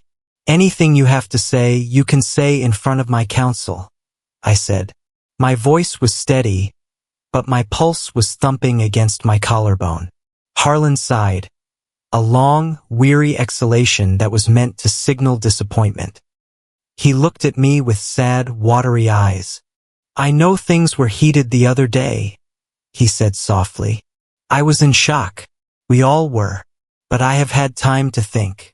Gemma, I have been thinking about your mother, about the sanctity of this family." He took a half step closer. "We don't need a judge to tell us who we are," he continued. "I want to propose a fair division, not the 2 million I mentioned before. A true split. We take the assets, we liquidate the holdings, and we divide it into 4 equal shares. You, me, Bianca, Trent. It is logical. It is what Daphne would have wanted if she hadn't been confused." He was good. I had to give him that. He almost sounded sincere. He almost sounded like a father trying to keep his children from tearing each other apart. But I wasn't listening to the melody anymore. I was reading the sheet music. I looked him dead in the eye. "You are not offering a split because you want fairness. Harlan," I said, "you are offering it because the quarterly audit on Callaway Logistics is due on the 15th of next month, and when the bank sees your liquidity ratio, they are going to pull the plug." Harlan's left eye twitched. It was a micro-expression, a tiny short circuit in his mask. He breathed in sharply. "That is private business information," he hissed, his voice dropping the paternal act instantly. "It is not private." I corrected him. "It is my business. I own your debt. Remember, you need the settlement money to pay me back. You are trying to pay me with my own money." "Harlan." He stared at me, his mouth opening slightly, but no words came out. The repentant father had vanished. The man standing there was just a debtor looking at a foreclosure notice. "See you inside," I said. The courtroom was wood-paneled and smelled of furniture polish and anxiety. The honorable judge sat on the bench. A woman with gray hair cut in a severe bob and a face that suggested she had heard every lie ever invented. Harlan's legal team, Sterling and Vance, started their opening arguments with the subtlety of a sledgehammer. Their lead attorney, a man with a tan that looked painted on, paced the floor, gesturing wildly. "Your Honor," he boomed, "we are here to correct a tragedy. Daphne Callaway was a devoted wife, a simple homemaker who trusted her husband implicitly. But in her later years, as her faculties declined, she fell under the spell of a complex financial instrument she could not possibly have understood. We intend to prove that the deceased was subject to undue influence, that she was manipulated into hiding assets, and that the resulting trust is a product of fraud, not intent." I sat at the defendant's table watching Heron. He was nodding solemnly, dabbing his eyes with a handkerchief. Bianca was looking at the floor. Trent was staring at the back of my head, his leg bouncing nervously under the table. "They are painting her as a victim," I whispered to Sarah. "Standard playbook?" Sarah whispered back, not looking up from her notes. "Wait for the cross." When it was our turn, Sarah didn't make a speech. She called witnesses. The first was Mr. Arthur Pendergast. He was a small, nervous man who had been a junior broker at the investment firm my mother used for 20 years. He walked to the stand, adjusted the microphone, and looked terrified until Sarah asked him about Daphne. "Mrs. Callaway?" Pendergast smiled. "Oh, she was sharp. Scarily sharp." "Can you elaborate?" Sarah asked. "Mr. Callaway alleges that his wife was confused by financial matters. Did you find that to be the case?" "Confused?" Pendergast laughed. "Your Honor, Mrs. Callaway corrected my math on yield curves 3 times in one meeting. She predicted the housing crash of 2008 6 months before it happened. She shorted the market while the rest of our clients were losing their shirts. She wasn't confused. She was the one giving the orders. I just executed the trades. Heron shifted in his seat. The narrative of the simple housewife was taking a hit. Next came Mrs. Higgins, the notary clerk who had witnessed the signing of the original trust documents. She was a stern woman who looked like a librarian who didn't tolerate whispering. Was Mrs. Calloway under duress when she signed the papers? Sarah asked. Absolutely not, Mrs. Higgins stated. She was calm. She asked Mr. Braxton specific questions about the irrevocability clauses. She joked that she needed a lock that even a locksmith couldn't pick. She was the most lucid client I have seen in 30 years. The lawyer from Sterling and Vance tried to object, claiming this was anecdotal, but the judge waved him down. Then Sarah played her ace. Your Honor, Sarah said, we would like to submit into evidence a document we refer to as Exhibit C. It is a notarized protocol drafted by the deceased Daphne Calloway. 5 years ago, she handed a file to the bailiff who took it to the judge. The judge put on her reading glasses. The room went silent. What is this? The judge asked, her eyebrows raising. It is a script, Your Honor, Sarah said. Mrs. Calloway predicted that her husband would sue. She predicted the exact arguments he would use. She predicted he would claim she was mentally unstable, and she wrote a rebuttal to those arguments to be read in this court. Sarah picked up her copy and began to read. Item 1, Sarah read. Heron will claim I did not understand the trust. Response, I wrote the initial draft of the trust myself on a legal pad in 1992. Before I even met Mr. Braxton, the structure is mine. Sarah looked at Heron. He was pale. Item 2, she continued. Harlan will claim I was influenced by Gemma. Response, Gemma does not know the money exists. I have kept her in the dark specifically so she could learn to stand on her own feet. The decision to give it to her is mine alone based on the observation that she is the only member of this family who knows how to work for a living. Objection. Harlan's lawyer shouted. This is hearsay. The deceased is not here to be cross-examined. It is a notarized affidavit. The judge said, her voice cutting through the room like a knife. It is admissible, overruled. Sarah read the final point. Item 3, Harlan will claim he provided for me. Response, I have paid the property taxes on the Elm Street house from my private account since 2005. I have paid for his country club membership dues for the last decade under the guise of household savings. I did not live off him. He lived off me.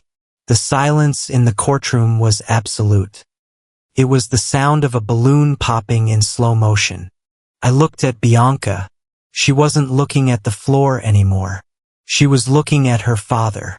Her expression wasn't one of anger, but of dawning horror. She was realizing that the luxury she had grown up in, the superiority she had felt over me, was a lie funded by the very woman she had despised. He lied. I saw Bianca mouth the words. She didn't say it out loud, but I saw it. Trent, however, was not having a revelation. He was having a meltdown. He leaned over and whispered furiously into Harlan's ear. Harlan shoved him away. The judge took off her glasses and looked at Harlan's legal team.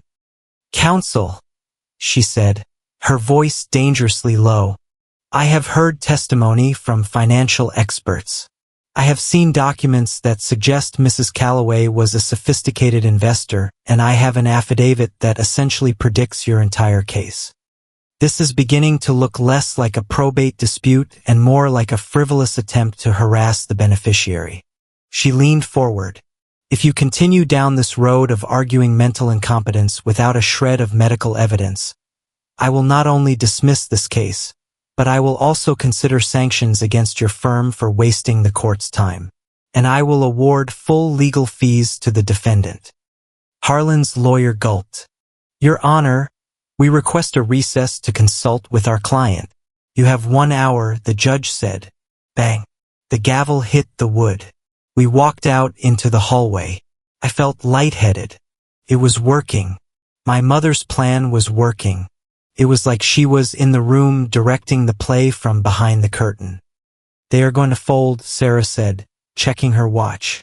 Harlan can't afford the legal fees if the judge sanctions him. He is tapped out. Felt too easy. I said Harlan doesn't give up. He destroys. He is cornered. Gemma, rats don't fight when they are cornered. They run. Sarah was wrong. Rats don't run when they are cornered. They bite. We were standing near the water fountain when a young man in a cheap suit walked up to us. He wasn't a lawyer. He was a process server. Gemma Moore, he asked. Yes. He handed me a large manila envelope. Courtesy service emergency filing. Sarah snatched the envelope from my hand and ripped it open. She scanned the document and her face, usually so composed, went rigid. What is it? I asked. It is Trent. She said he didn't sign the settlement. He went rogue. What did he do? He filed an emergency ex parte motion. Sarah said, reading rapidly. He is claiming that because the trust assets are in dispute and because the investigation into the fraud is ongoing, all assets connected to the trust must be frozen immediately to prevent dissipation. He is asking for a complete lockout, but the judge just warned them. I said, this isn't about the will. Sarah said, this is a civil tort. He is claiming you stole intellectual property from the family business to manipulate the stock market. It is insane, but it buys them time. It freezes the accounts until a hearing can be set. That could be weeks. I can wait weeks. I said, I have my job. Sarah looked at the second page of the document. She looked up at me and her eyes were full of genuine concern. Gemma, she said, there is an eviction notice attached. Eviction? I pay my rent. My landlord loves me. Your landlord is a holding company called Blue Spruce Properties. Sarah said, does that sound familiar? I shook my head. Blue Spruce is a subsidiary of the trust. Sarah said, your mother bought your apartment building 4 years ago. She has been your landlord. I gasped. She bought the building. Yes. To keep your rent stable, but because the building is a trust asset, and Trent has just filed a motion claiming the trust is fraudulent. She held up the paper. He is petitioning to have the unauthorized occupant removed from the disputed asset to preserve its value. He is evicting you from your own home, Gemma. He is giving you 48 hours to vacate. I looked across the hallway. Trent was standing by the window smoking a vape pen, which was illegal inside the courthouse. He saw me looking at him. He didn't smile. He didn't look angry. He looked smug. He raised his hand and mimicked a little wave, a goodbye wave. He knew he couldn't win the money, so he had decided to take the one thing he knew matters more to me than cash. He was taking my sanctuary. He was putting me on the street. Can he do this? I asked, my voice trembling. Technically, Sarah grimaced. If the judge grants the temporary freeze, yes, he is arguing that you are living rent-free in a family asset and degrading its value. It is a dirty, dirty move. He wants to make me homeless. I said he wants to break me. He wants you to trade, Braxton said, stepping up beside us. He wants you to trade the eviction for the settlement. He is holding your home hostage. I looked at the eviction notice. Vacate the premises by 5 in the afternoon on Friday. I felt a surge of panic. The old familiar feeling of being the unwanted child, the one without a room, without a seat at the table. It washed over me, cold and suffocating. But then I remembered the coffee shop. I remembered the ledger. I remembered that I was not the child anymore. He wants a fight, I said, taking the paper from Sarah. He thinks I'm going to beg. We can file a counter motion, Sarah said. But it will take time. No, I said. Let him freeze the accounts. Let him try to kick me out. I looked at Trent one last time. He forgot one thing, I said. What? Braxton asked. He forgot who holds the mortgage on his house. I said if he wants to play landlord fine, but he is playing on my board now. I turned to Sarah. Call the bank. I said call in the loan on Callaway Logistics today right now. Gemma, Sarah warned, that is the nuclear option. If you do that, there is no going back. You will bankrupt the company. You will bankrupt your father. They just tried to make me homeless. Sarah, I said, walking toward the exit.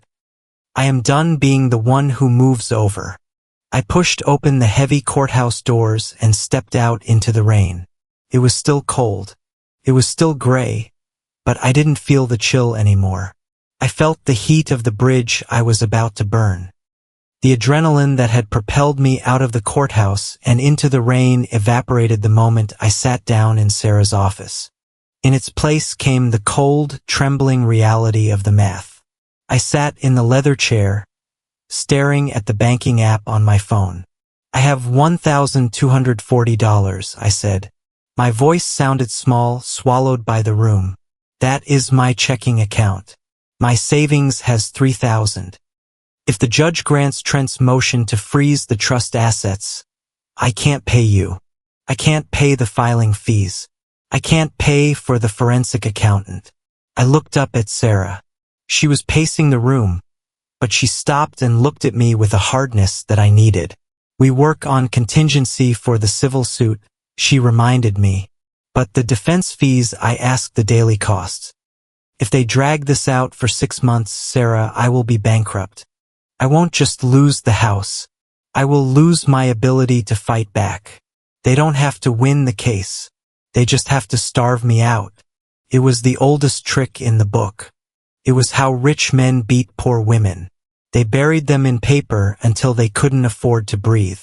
Stop. Mr. Braxton said. He was standing by the window looking at a physical map of Madison he had unrolled on the sidebar. He wasn't looking at the financial projections. He was looking at the property lines. You are spiraling, Gemma. That is exactly what Trent wants.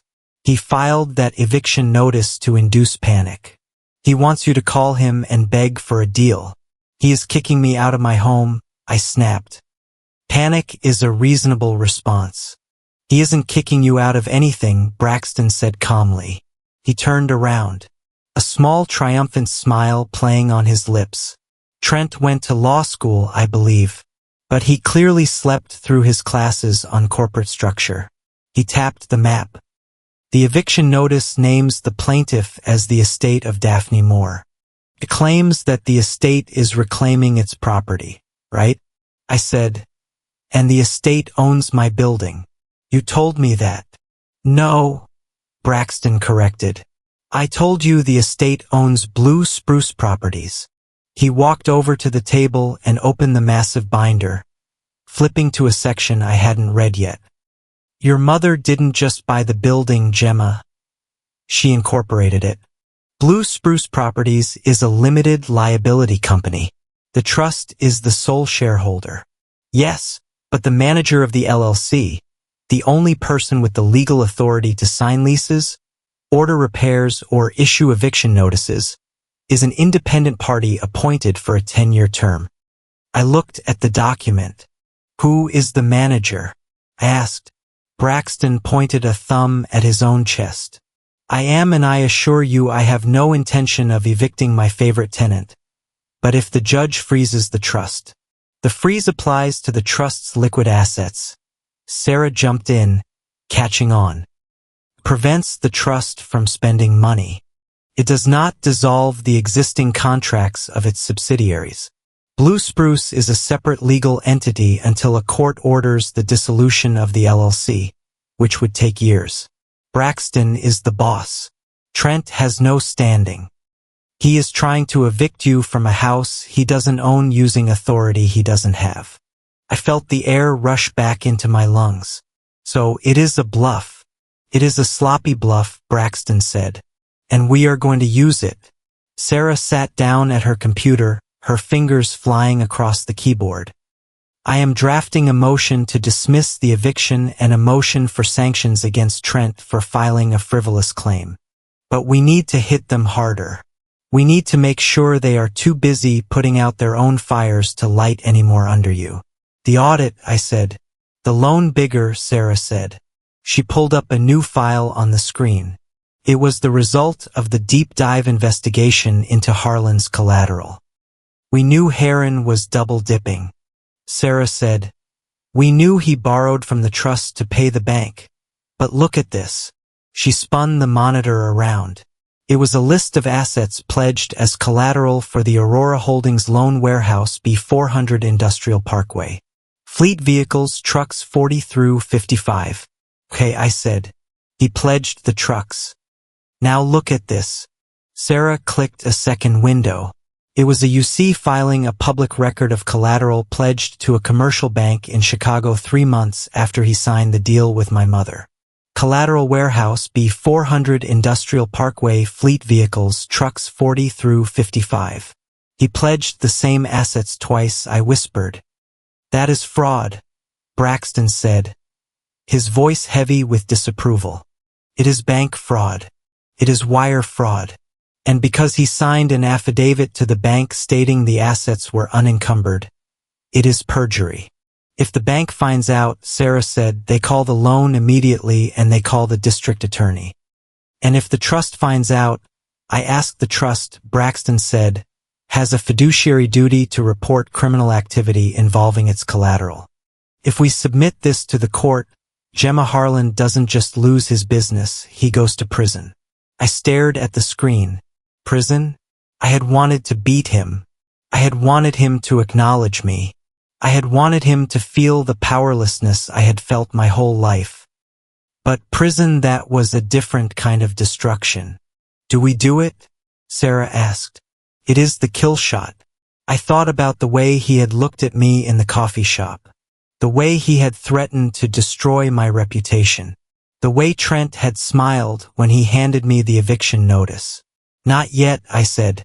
Sarah looked disappointed. Gemma, we don't pull the trigger yet.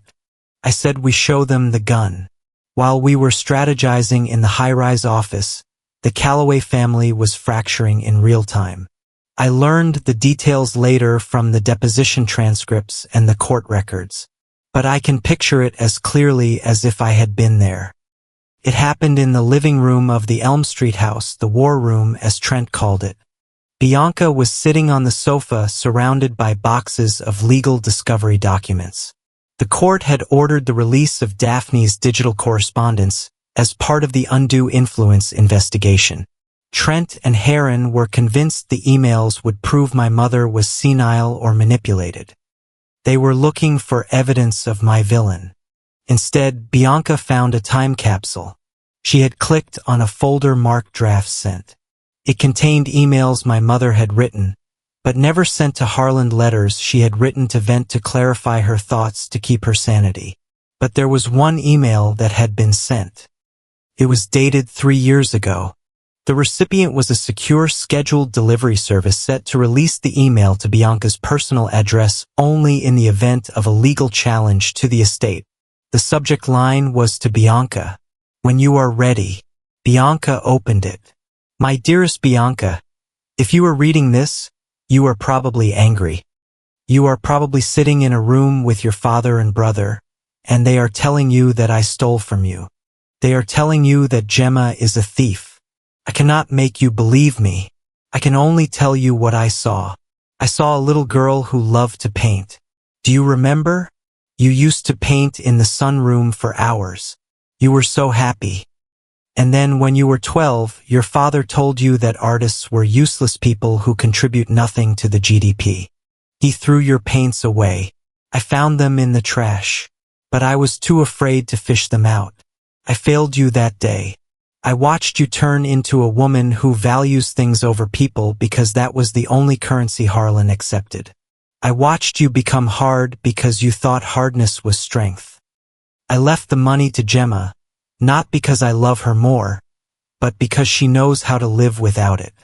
You and Trent, you have never been allowed to know who you are without the Calloway name. This is my final gift to you. Bianca, I am taking away the cushion. I am taking away the easy path. If one day you see the truth, if you see that Harlan is fighting for his ego, not for you, then you will have a choice. You can choose to be his daughter or you can choose to be yourself. I hope you pick up a paintbrush again. Love, Mom. Bianca lowered the tablet. The room was quiet. Trent was pacing by the fireplace, ranting about the eviction strategy. We have her on the ropes, Trent was saying, punching his palm with his fist. Once the freeze hits, she will fold. We offer her 500 grand to walk away, and we keep the rest.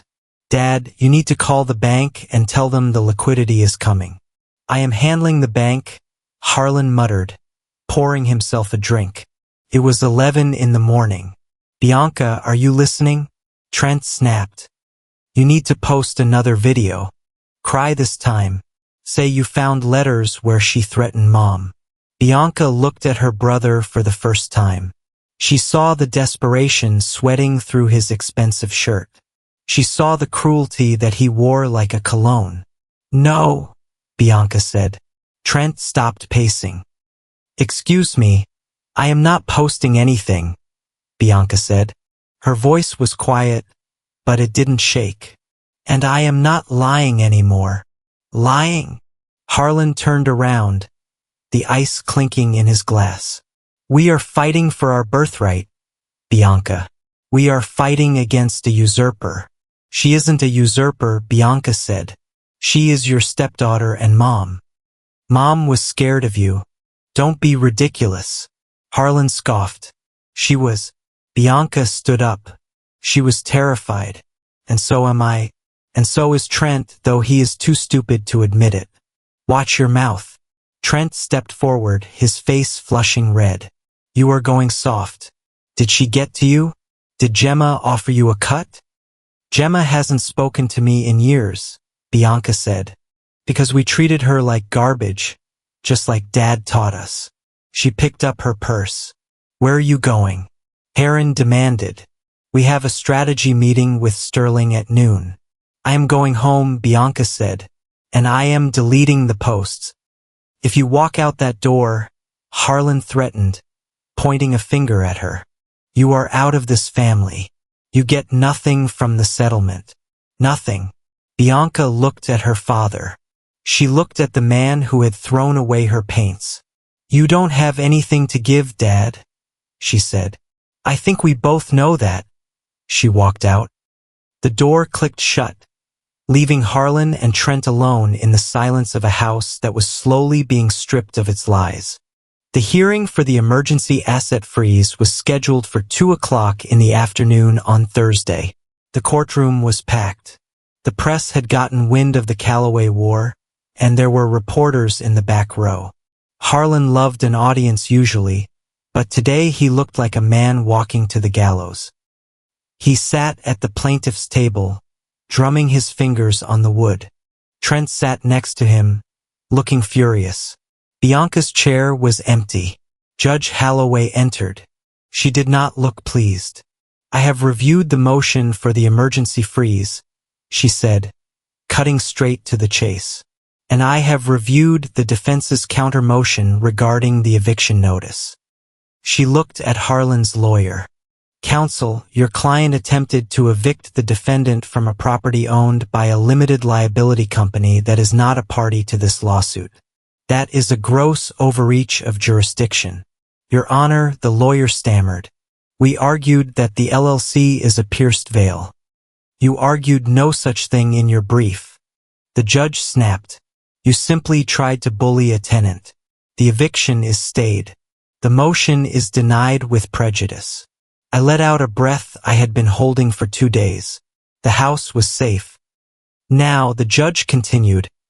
Regarding the asset freeze, Mr. Calloway, you are claiming that the trust is fraudulent and that Ms. Moore is dissipating assets. This is a serious claim. Do you have evidence? Harlan stood up. His lawyer tried to grab his arm, but Harlan shook him off. He was unraveling. The absence of Bianca, the pressure of the audit, the looming deadline of the loan, it was all too much. The evidence is the money, Heron shouted.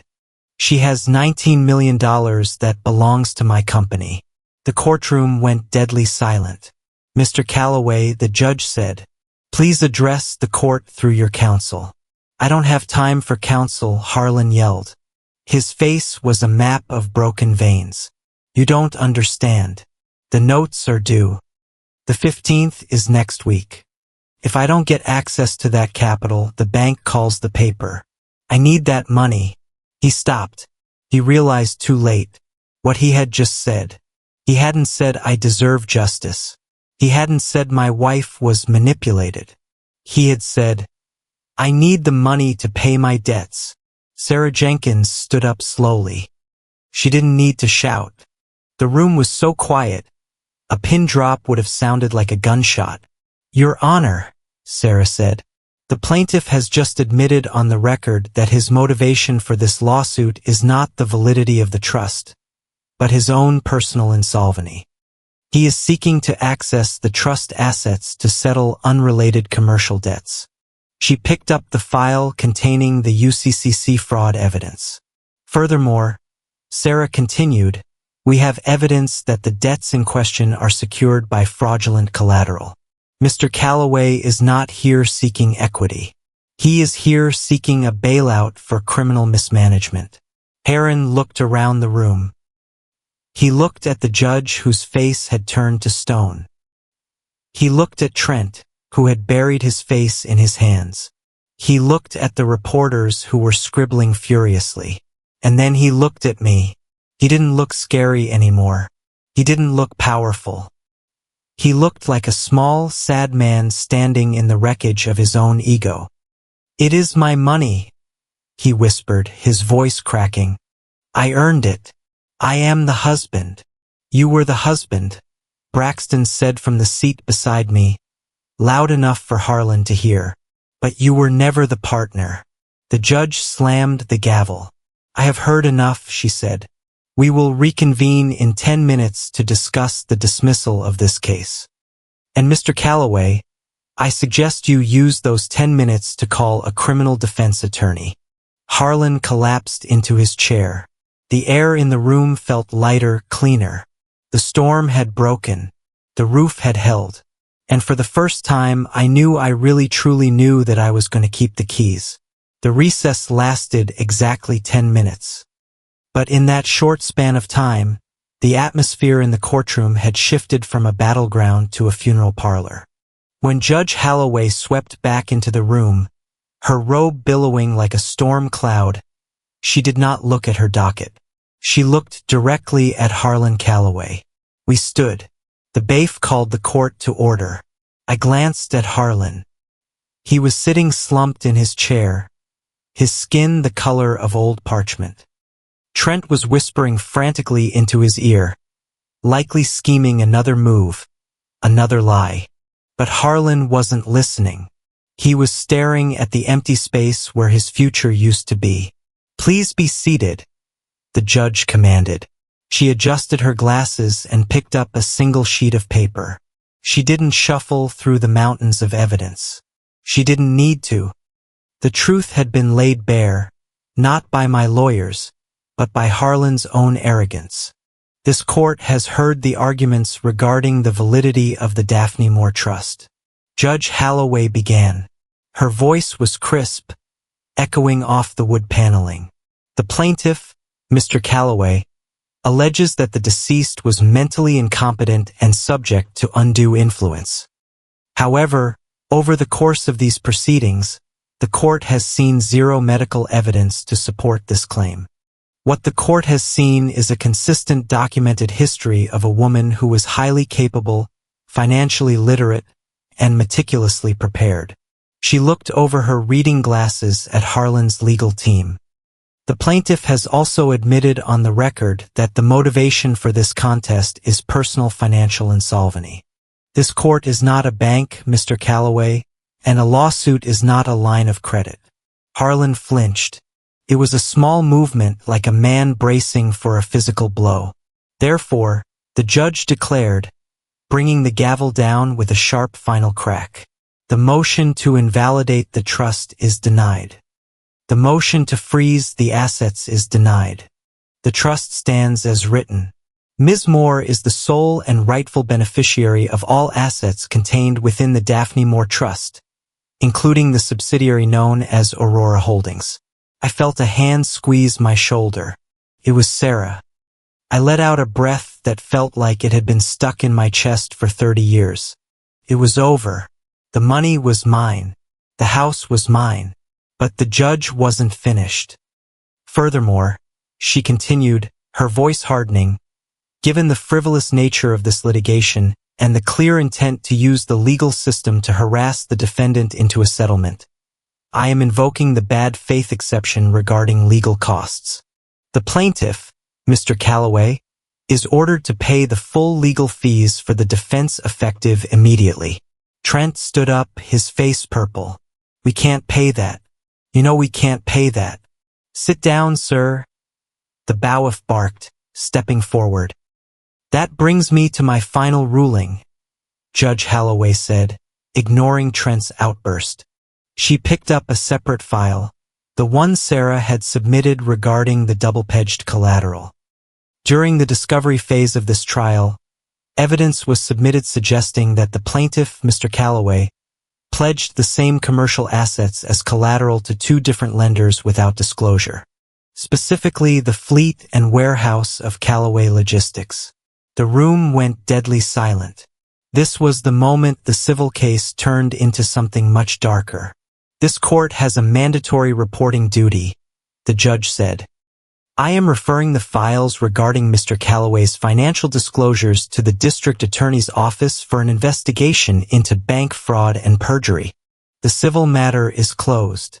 The criminal matter is now out of my hands. She looked at Harlan one last time. You came here asking for equity. Mr. Calloway, you should have been careful what you asked for.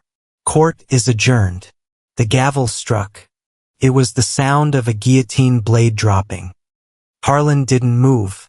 He sat frozen, his mouth slightly open, watching the judge exit the chamber. He wasn't just broke anymore. He was a target. The district attorney would not be as polite as Mr. Braxton. The fraud was on paper, signed in ink, and undeniable. He was going to prison. I stood up. I felt strangely light. There was no surge of triumphant joy, no desire to dance on his grave. There was just a profound sense of clarity. The monster under the bed turned out to be just a man in a suit who didn't know how to do math. Sarah began packing her briefcase. We need to file the foreclosure on the business tomorrow, she said efficiently.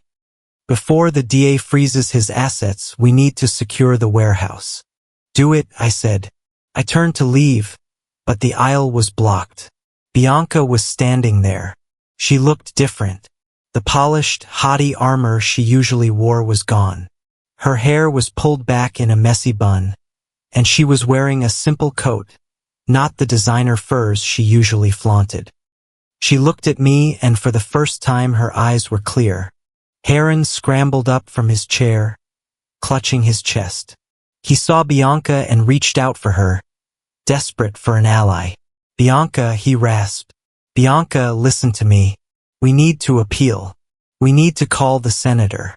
I know people. We can fix this. I just need you to sign a character reference. I need you to stand by me. Bianca looked at her father. She looked at his shaking hands, his sweating forehead, the desperation radiating off him like heat. Stand by you, she asked softly. We are Calloways, Harlan insisted, trying to summon the old authority. We stick together. We are the victims here. You know that, right? You know Gemma stole from us. Bianca looked at me. She didn't glare. She didn't smile. She just looked at me as if she were seeing me for the first time, not as the stepsister who didn't belong, but as the only person in the room who was actually free.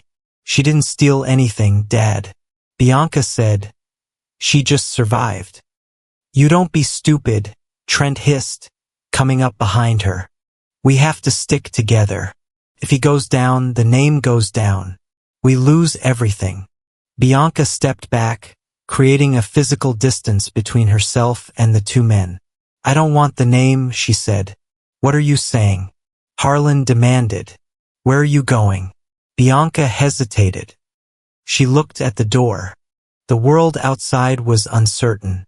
She had no money, no trust fund, and her degree was in art history, a subject Harlan had mocked for years. She was 32 years old and starting from zero. I don't know, Bianca said. Her voice broke, but she didn't apologize. I don't know. And that was the most honest thing she had ever said. She turned and walked out of the courtroom alone, leaving her father and brother standing in the wreckage of their own expectations. Trent watched her go, then spun around to face me. He couldn't attack the judge. He couldn't attack the police, so he attacked the only target he had left. You think you won? He screamed, his voice echoing in the emptying room. You are nothing. You are a parasite. You took everything from us. You robbed us. Mr. Braxton stepped in front of me. He didn't look like an old notary anymore. He looked like a stone wall. He held up the heavy binder he had carried for 30 years. Miss Calloway, Braxton said, his voice calm and growly. Gemma did not take anything that wasn't hers. Your father borrowed money he couldn't pay. Your mother invested money she saved. The math is quite simple. She gets nothing. Trent yelled, repeating the phrase that had haunted my childhood. She deserves nothing. Braxton adjusted his glasses. He looked at Trent with a pity that was far worse than anger. You seem to have forgotten the text of the affidavit, Braxton said. He opened the binder to the very first page. The page with the quote that started it all. When Daphne sat in my office, Braxton said, she told me exactly what you would say, and she left a response. He looked at Harlan, then at Trent. She said, you will get nothing. Braxton closed the book with a soft thud. It wasn't a prediction of Gemma's fate, Braxton said. It was a description of yours. Trent opened his mouth to scream again, but the words died in his throat. The truth was too heavy to shout over. They had nothing, no money, no business, no reputation, and most importantly, no one to blame but themselves. I didn't say anything to them. I didn't need to. I turned my back on Heron Calloway for the last time. I walked down the center aisle of the courtroom. My heels clicked on the floor, a steady, rhythmic sound. I pushed open the heavy double doors and stepped into the atrium. The rain had stopped. The clouds were breaking apart, revealing patches of pale winter blue sky. I walked out of the courthouse and stood on the steps. The air was cold and sharp. I took a deep breath, filling my lungs with it. For 36 years, I had held my breath. I had walked on eggshells. I had made myself small so I wouldn't take up space. Now I stretched my arms. I took up space, and nobody stopped me. I didn't keep the money. Not all of it. I kept enough. I wasn't a martyr. I kept the house. I fixed the transmission on my Honda. I bought a winter coat that actually kept out the wind. But the rest, the $19 million that had grown in the dark while my mother knitted in the corner, I knew I couldn't just sit on it. That money was made from silence, and I wanted it to make noise. 6 months later, I sat in Mr. Braxton's office again. The mahogany table was the same, but the atmosphere was different. There was sunlight streaming in. The paperwork is ready, Braxton said, sliding a document toward me. It was the charter for the Daphne Moore Foundation. We liquidated Calloway Logistics. We sold the trucks. We sold the warehouse. We sold the lake house to pay off the creditors. Harlan was currently awaiting trial under house arrest in a rented apartment, his passport confiscated. Trent had moved to Arizona to sell timeshares, but the proceeds from the liquidation combined with the trust's assets went into the foundation. The North Star Scholarship, I read aloud. Full tuition and living stipends for first-generation college students who have no family support. Your mother would have liked that, Braxton said. And the housing initiative, I said, pointing to the second clause. Blue Spruce Properties will convert the old warehouse into affordable artist lofts. Subsidized rent. No evictions without cause. I signed the paper. The ink flowed smoothly. Braxton said, capping his pen. You could have bought an island. You could have disappeared. I don't want to disappear, I said. I spent my whole life being invisible. I want to help other people be seen. I walked out of his office and down to the street. I passed a coffee shop. Not the one where I met Heron, but a different one. Through the window, I saw a girl sitting at a table. She looked about 18. She had a pile of textbooks in front of her, and she was counting out change to pay for a cup of tea. She looked tired. She looked worried. I stopped. I watched her for a moment. I thought about my mother. I thought about the thousands of cups of tea she had made. The thousands of insults she had swallowed.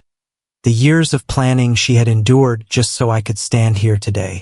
She had taught me that revenge isn't about burning the house down. It is about building a shelter that the fire can't touch. She had taught me that you don't have to shout to be heard. You just have to be right and you have to be ready. I walked into the coffee shop. I went to the counter and put a $100 bill in the tip jar. The tea for the girl in the corner, I told the barista, and a gift card for the rest. Who should I say it is from? The barista asked. I looked at the girl. She was still counting her coins. Tell her it is from a silent partner, I said. I walked back out into the sun. I had a life to live, a life that was loud and messy and entirely beautifully mine. My mother was right. Calmness is a superpower, but only when you are the one holding the keys. Thank you so much for listening to this story. I would love to know where you are tuning in from. Are you listening from a busy city, a quiet room, or maybe on your commute? Please let me know in the comments below. I read every single one. If you enjoyed Gemma's journey, please subscribe to the HOA Karen VLOG channel, like this video, and hit that hype button so we can share this story of justice with even more people. See you in the next story.